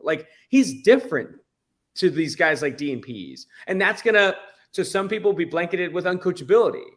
But what it really is he's different, and it's going to take an adaptation to how you coach players in the NFL to get the maximum amount of success out of him. And that's just a fact. And with Stingley, he has not done a lot of media in this process. And that has not like helped any perception of some of these rumors coming out that he's not an alpha and he doesn't play through injury or whatever. That I do think is not necessarily like hurting him, but teams really do value this interview. It allows a narrative to be built, even if it's not true. And people forget that it's not as simple as I build a board and I factor it. Like media builds a board with every player in mind. No, the media does not take players off their boards. Teams do. Right. Whether it's scheme fit, scheme fit, character, injury, talent, athleticism, all of it. And talking to Brady Quinn, former on the podcast in Indianapolis, he says more teams take players off their board for character than anything. If you rub them the wrong way or they feel like you won't be a fit in their locker room, you're done. You're not only are you not getting drafted in the first, second, third round, you're not on their freaking board. Look at the Bengals and what Zach Taylor. It's all about team captain, leadership, winning. Like they are drafting a very, very specific type of player. And that strategy, honestly, like I don't have enough data to not counter it, right? Like I don't have enough data to say like, oh, that's the wrong way to do it. You should take Stingley in the second round, even if you disagree with his character, say with Thibodeau, whatever, like that. But I do think that the fact of the matter is this is how teams currently view it, right? Yeah. It's medicals and it's the interviews. You talk to anybody in Indianapolis, what's the most important part of this week? I get to interview the player and I get to see if he's healthy. That's it. It's like, yeah, the testing would be great, but I can get those numbers without being here. The reason I'm here is to talk to him and to see what's going on with my doctor. My team doctors, all 32 team doctors look at all players. Each individual doctor saying, I saw this, this doesn't look great, it's going to take, and that again, like legitimately like strips these boards down. Well, I mean, yeah, that's the thing. Like we as fans see the media mocks, and we look and we go, why is this guy falling? And all the teams might know, yeah, he's fine now, but like he's got a knee issue that in 3 years, he might be done. So don't draft him. And we all just look at his college tape and we're like, oh, he's awesome. Why is he falling? So it's so much deeper than that. But your reaction to the Carson Wentz trade was one of my favorite things for this that's happened this week, and just in general. How do you explain that from the Redskins standpoint? It's, in my opinion, an absolute reluctance to do everything you can and chase the shortest path possible to being Super Bowl competitive. And instead, a decision to embrace mediocrity and a floor of success. We underrate how much front offices, coaches, and owners and regimes don't want to bottom out. It's easy for media and it's easy for me and it's easy from the outside looking in to say, tank this year, lose every game, and let's get a quarterback next year because that's how we get back to a Super Bowl. When you got coaches coaching for their jobs and owners, drawing in this revenue and GMs trying to make decisions, you don't suggest that in the NFL, right? And I think it does make it unless you're the Dolphins. And that's unless you're willing to pay your coach $100,000. Exactly. How is that not like a thing that's being talked about still? Like, well, I'll tell you what. That is one insane allegation, and there's like no talk about that. Yeah, I mean, I'll say this: it's definitely the league is intentional there. I mean, the league is intentional with what they discuss in terms of ownership and their effect on, rigging games and stuff like that. And throw that out the window. I just don't think. I think the assumed incentives or the assumed incentives for teams and what they should be doing is just wrong sometimes. Like, you talk to people around the Carolina Panthers organization. We signed Christian McCaffrey because he sold the most jerseys. There's some people who say that kind of like people think like, oh, every decision they make is trying to win more games. No, sometimes it's just to win as much games to keep their job. Sometimes it's just to make a little bit more money in season tickets. And I do think that's where some of the most befuddling moves, the ones that lead to some of the reactions I've had on my podcast, are oftentimes the reason they're obscure to me is because I don't fully understand the rationale behind why they're making that decision. Because if you're going to tell me and get up to a presser and say trading a conditional second and a third for Carson Wentz gets us to a Super Bowl quickly, you're wrong. Like, it's not it. Like, that is not. Well, don't leave out the taking on the $28 million contract. And taking on the $28 million contract. Again, it just like this is a move that no one thinks looks good. The only people, and now it comes back to like ownership expectations, right? Did ownership say to the GM there with Washington and the coach Ron Rivera and say, if we don't win 6 games, you're out? Because then maybe I'm trading for Carson Wentz. You know what I mean? Like, because then maybe I am trading for Carson Wentz. I'm not going to go sign Taylor Heineke back and bottom out. Like, if ownership says if we don't win 6 games in the first year of the Commander era, you're gone. It's like, then you go make a desperate move for a quarterback where you feel like you can at least get 7 games out of, right? That's where like the concern is. Now, is that wrong by the owner? Yeah. Is that the first time an owner's made an obscure decision? No. I think that's where my head's at for sure. I do think that I would not be surprised if ownership put pressure on the decision makers with Washington and said, hey, first year of the Commanders, we cannot be the laughingstock of the NFL. We cannot win 1 or 2 games. We need to go out and win 6+, 7+. And at that point, it's like, yeah, we can do that with Carson Wentz. The Indianapolis Colts are saying, thank the Lord for your desperation. We're going to go try and reset and win a Super Bowl. That's right. So I'll get you out of here on this one. We appreciate your time. Bengals draft. Obviously, offensive line gets everyone's attention. Yeah. My feeling is that they're going to address it enough in free agency. What enough is open to interpretation. That they end up having a defensive heavy draft since their defense is older, more guys on second contract, need to start infusing some youth and lower money contracts since you have 3 pretty huge extensions coming up next year. Who are some guys you think fit them end of the first round? Could be offensive line, but offensive line or defense. Yeah, I think I want to speak first to, I think, how I view their approach will be in free agency next week. I think they're going to key in on Ryan Jensen. They want to make that decision. I think they want to invest in that position. They want a center for Joe Burrow. I think they're also probably going to look to bring back Riley Reif. And I think they're also going to try and make a play via trade. Maybe Lael Collins, now that he's being made available. Maybe Laramie Tunsil, now that he's being made available. Like, that's where I think their heads are going to be.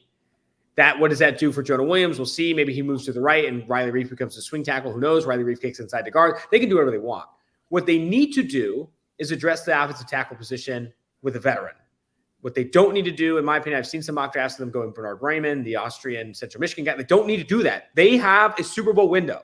They need adults. They need offensive adults. line. They need adults. And now, Raymond's an adult. He's 25, but one offensive lineman I see, or 2 offensive linemen I don't see them passing on if they're there at 31, or any of the top 3 tackles. That's Lindenbaum, Cross, Ekwonu, and Neal. I don't see them passing on Linderbaum, and I don't see them passing on Zion Johnson. What is your thoughts on? Well, what about Kenyon Green? No. Kenyon Green's combine was dreadful. I think he could be far. And I would maybe the Bengals do it. Now I wouldn't take him there though. I don't like that pick. What about Tyler Smith? Tyler Smith of Tulsa, I think, is interesting. Now that's a guy that's a project though, man. I mean, guard future tackle, possibly. I would try him at tackle to start, but taking him at 31 and trying him at tackle with a team in the Super Bowl window just right. His pass blocking needs total reworking, but he needs to grow up. I mean, he's a young player. I think you bring in a tackle that you at 31 that you expect to start. I think you're making mistakes. Oh, for sure. Tunsil, trade for Tunsil. No. Everything you have. Trade for Collins now. I like Collins. I like Tunsil. And if you are able to come out of that and still have the 31st overall pick, I like Kyrie Elam, the cornerback out of Florida. Yeah. That's what I think is that they do enough for what they want to do to where you're looking at the strong positions in the draft. Yeah. Corner at the end of the first round and an edge. Yes. Because I don't care that they have Trey Hendrickson and Sam Hubbard's pretty good and Joseph Osai we hope is good. Like, you cannot have enough edge guys. Like, no.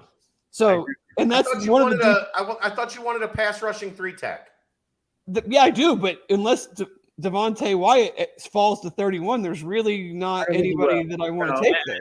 I don't think they're going to have. I think the 2 defensive tackles that go off the board in the first round will be Jordan Davis and Devontae Wyatt. You could go after Travis Jones if they let BJ Hill walk, but I think they try. Is he kind of like a redundancy of DJ Reader though? Like, he is, but I mean, I like what they had in having BJ Hill and DJ Reader though. I mean, right. two of those guys I think is. I mean, Jones feels like more of a nose than a 3-tech. I mean, I know he tested out the roof, so maybe he's definitely more of a nose. No, you're right. I think they should look to make a priority to re-sign BJ Hill though. And I do like them going corner or pass rusher if they do shore up the offensive line and Zion Johnson or one of these whales doesn't fall. Right. They go corner. You can't have enough cornerbacks, and that's been a room that they've added to. But I think you continue. They love first round corners, and they have assuming they cut Trey Waynes, which I mean, they have that spot to slide that first round corner into.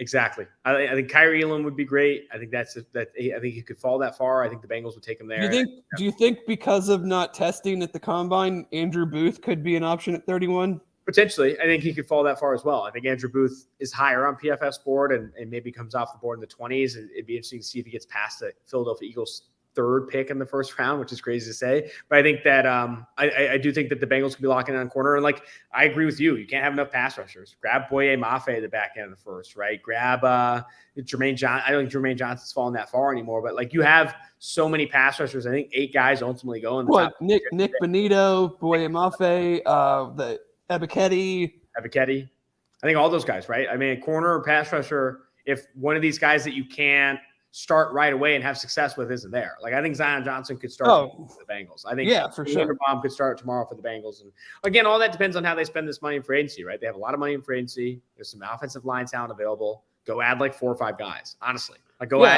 Take the Buffalo Bills approach of just throwing dudes at the position and just raise, we talked about, raising the floor of the whole offensive line. Let them all battle it out. Yes. No weak links. Don't even think about it as filling needs, a position. We got a guard. We're good at guards. No, you need as many capable human beings that play along the offensive line as possible and don't stop. And honestly, I think they do that even with the development they want to have in Jonah Williams and development they want to have in Jackson Carman. It doesn't matter. Go get as much as you can and play your best guys. And if that's Jackson Carman, play Jackson Carman. If it's Jonah Williams, play Jonah Williams. You can't afford, with a Super Bowl capable quarterback, to say, well, we still really like Jonah. It's no, you know who you like? It's the guy who keeps your quarterback upright. Keep throwing resources at the offensive line. Yep, I agree, man. Are there levels at PFF? Are there positions for washed up 37-year-old dad? Can't go to the combine. Man, you're giving me a lot of credit on the age number there. Thank you. I'm trying to help you out. Sometimes you list a guy at 6'4" and he's really 6'1". I'm trying to help you out, Dave. No, there's always roles at PFF for you guys. I really appreciate it, man. I think this is the perfect job for Dave. Because this is all PFF did not exist when I was in my 20s. So he lives, eats, sleeps, and dreams draft. That's great. He does his own mocks. Do you get out to 7, Dave? 7 rounds? Oh, of course. What the hell? What's the point in doing a mock if you don't end up getting to all 7 rounds? It's true. I'm just trying. Anybody can do a first round mock. I mean, I'm trying to turn his passion into a career. Now we'd have to make sure in his contract there was a clause he could still do this podcast. He's too valuable to let go. And go out to higher ground. He's too valuable to let go on that end. But I think he'd much rather work for you guys than Kroger. Oh, don't let them know.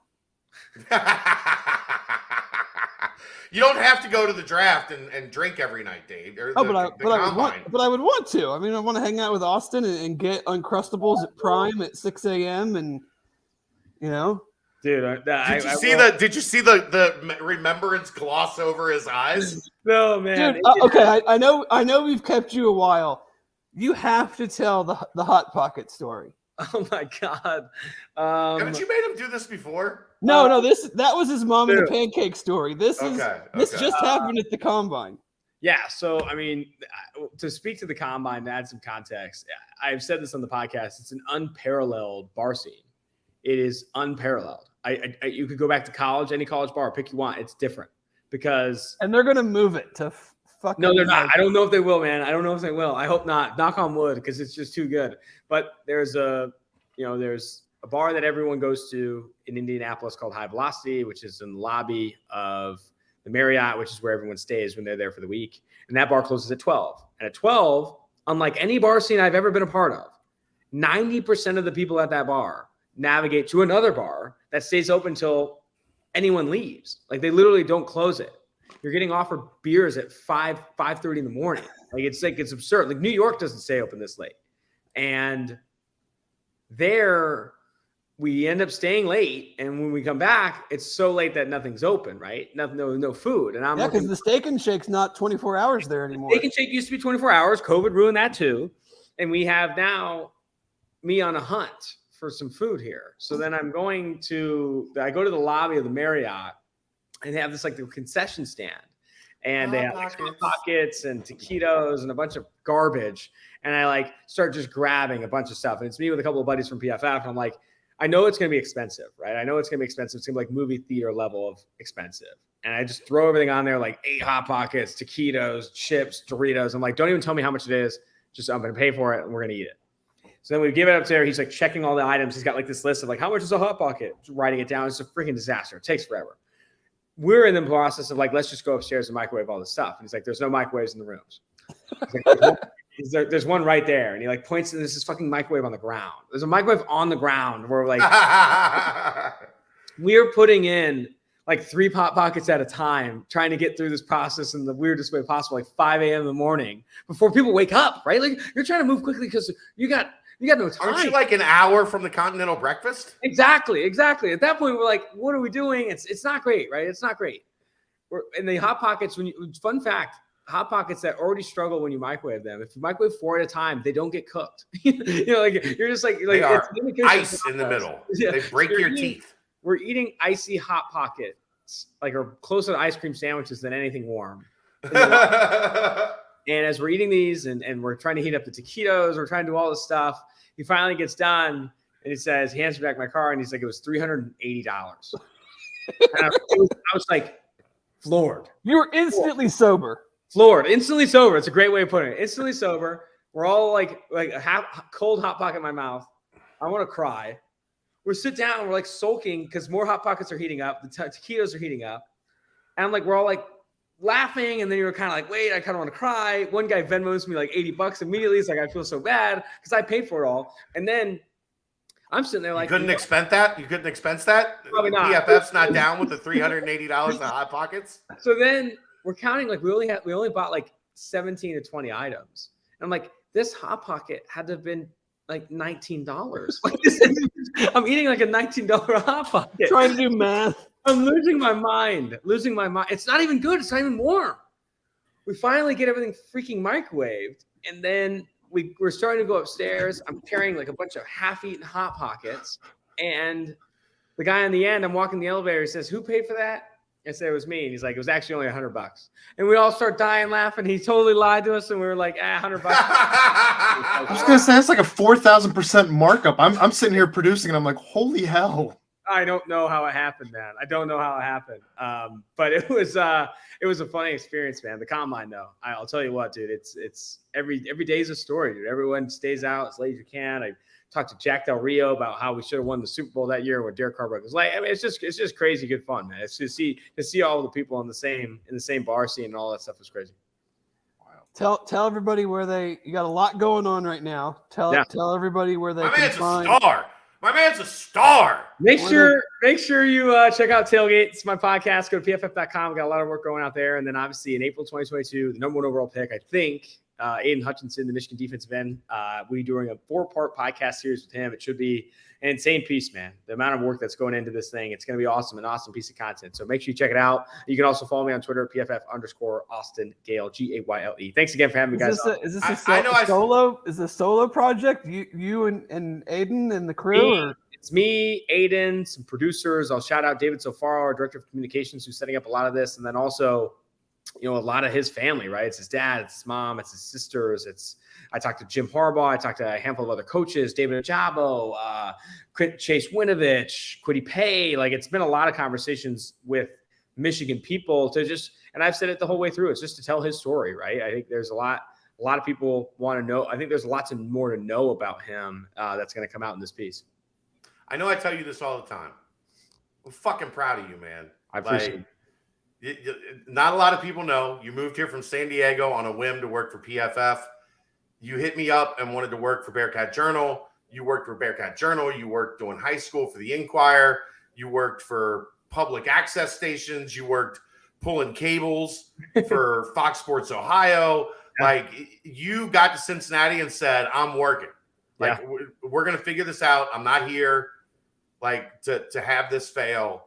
You busted your ass, and you're fucking cruising right now, bro. I am so proud of you. I appreciate it, man. I'm still nowhere near where you guys are at, but I appreciate it. Oh, you kick our ass every day. Now you're just kissing ass.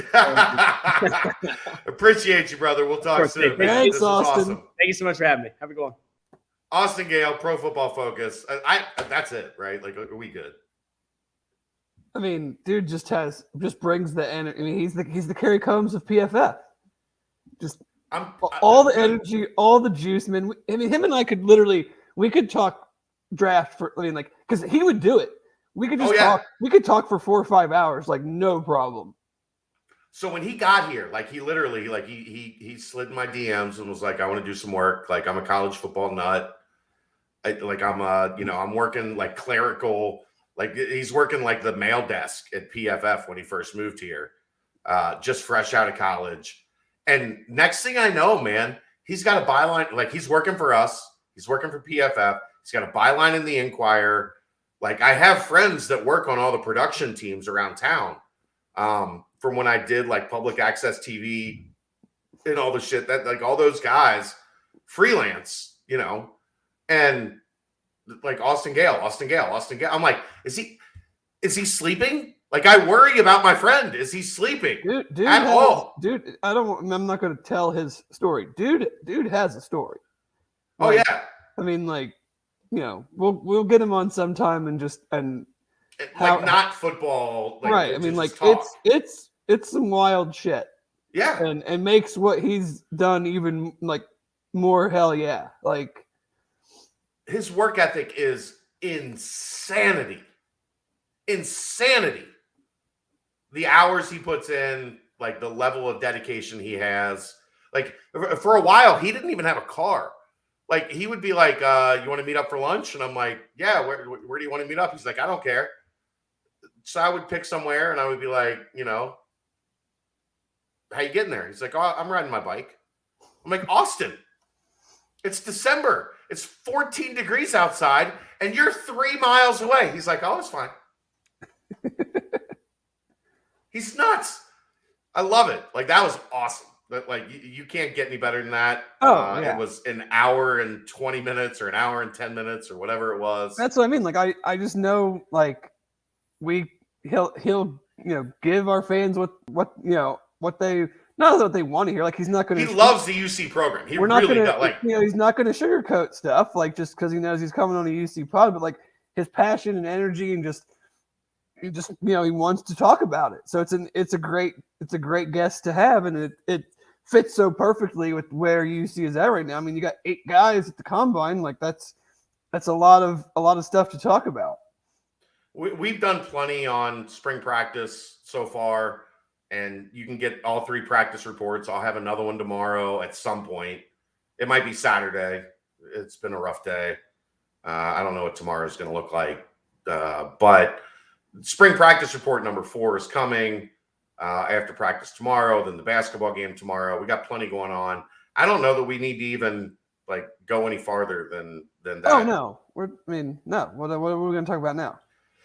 I mean, we could go another 30 minutes on spring football, but, like, no, we'll have more. We can save that next week. The conference tournament will be done. We'll have another week, you know, we'll need some time to, you know, with no spring practice next week, we'll need some. We got Brady coming on the BBP on Monday. I'm going to give you first dibs on something. It won't be for next week. It'll be down the road. But do you want Royer on this podcast, or are you going to release him for another podcast? Do you want a while to chat with Ryan Royer? It's up to you, man. You're in charge. No, I know I'm running the shit. I'm asking you. You're like, this is the podcast, right? This is the flagship. Yeah. I'm asking you. Do you want Royer, or do you want to, like, let somebody else have it? Let's bring Royer on. All right. It won't be this week. This coming week, or next week, whatever. He's going to Florida. It's his last chance for spring break because he's already got a job coming out of college. He's got his engineering degree. Well, we might use our one help us out. Yeah, let's work on that. Week. If we can do that, let's try to do that for next week. Yeah, you go ahead and set that up. I'll give it my best shot. It might not be live. It might be something we have to record. Yeah. To where we drop it in or whatever the case may be on a longer podcast. Hopefully we'll have a chance to have it live, but I'll try to make that happen for next week. If we get Brady and then this guest next week, like the spring break is going to be just fine. You won't be missing anything. So let's wrap it up. Like, dude, Austin fires me up. He gets me so excited. That guy's I love him so much. I mean, damn, I'm just too old. PFF wasn't around back then. You're not. I'm telling you. I think we can get you in there full time and not have to be one of the young guy roles. No, I don't think they're going to pay me to come in. No, I think they are. Dude, you could sit there and watch tape and like go home in a normal hour to your wife. Your wife and kid go to bed. Yeah. Then you watch more tape. You might not get much sleep, but I think you could be all right. Yeah, we'll see. We'll see. All right, that's gonna wrap it up. That was outstanding. Another million thanks to Austin for coming on. The thing that's been always tough with Austin lately is whenever you get him, he's like, I got 20 minutes. Oh, dude, he was like, when I asked him, I was like, can you join us Thursday? He's like, dude, Thursday I am slammed. What time? I was like, we start at 8. What works for you? He's like, I can do 8:45. I was like, fine. Like, I genuinely expect when we hear from Austin, it's going to be like, I've got 12 minutes. Mm-hmm. So getting him for an hour plus, hell yeah. That's fantastic.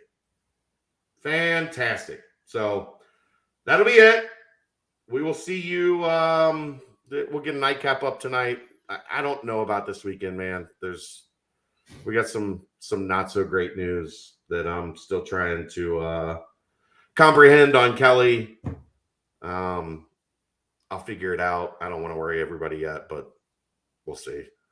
So we'll see where I'm at. We'll get something up tomorrow for sure with the basketball game and with practice, but it might be a light Chad weekend. I don't know. Yeah, take some time, dude. We'll see what we can figure out with nightcaps anyway. Bearcat sports will be fine. Yeah, I know. We'll but you know this. Sometimes this is a way to get my mind off things for an hour or two. Sometimes I need it. But that's going to wrap it up. Aaron, let's go knock out a nightcap. Dave, great show tonight. I'm glad you and Austin had a chance to chop it up. You two are like the two best friends in the world. You're kindred spirits. He's Dave Simone. Thanks to Aaron Smith, as always, producer extraordinaire. I'm Chad Brendel. We'll see you next time. It's the Holy Grail BCJ Podcast right here on BearcatJournal.com.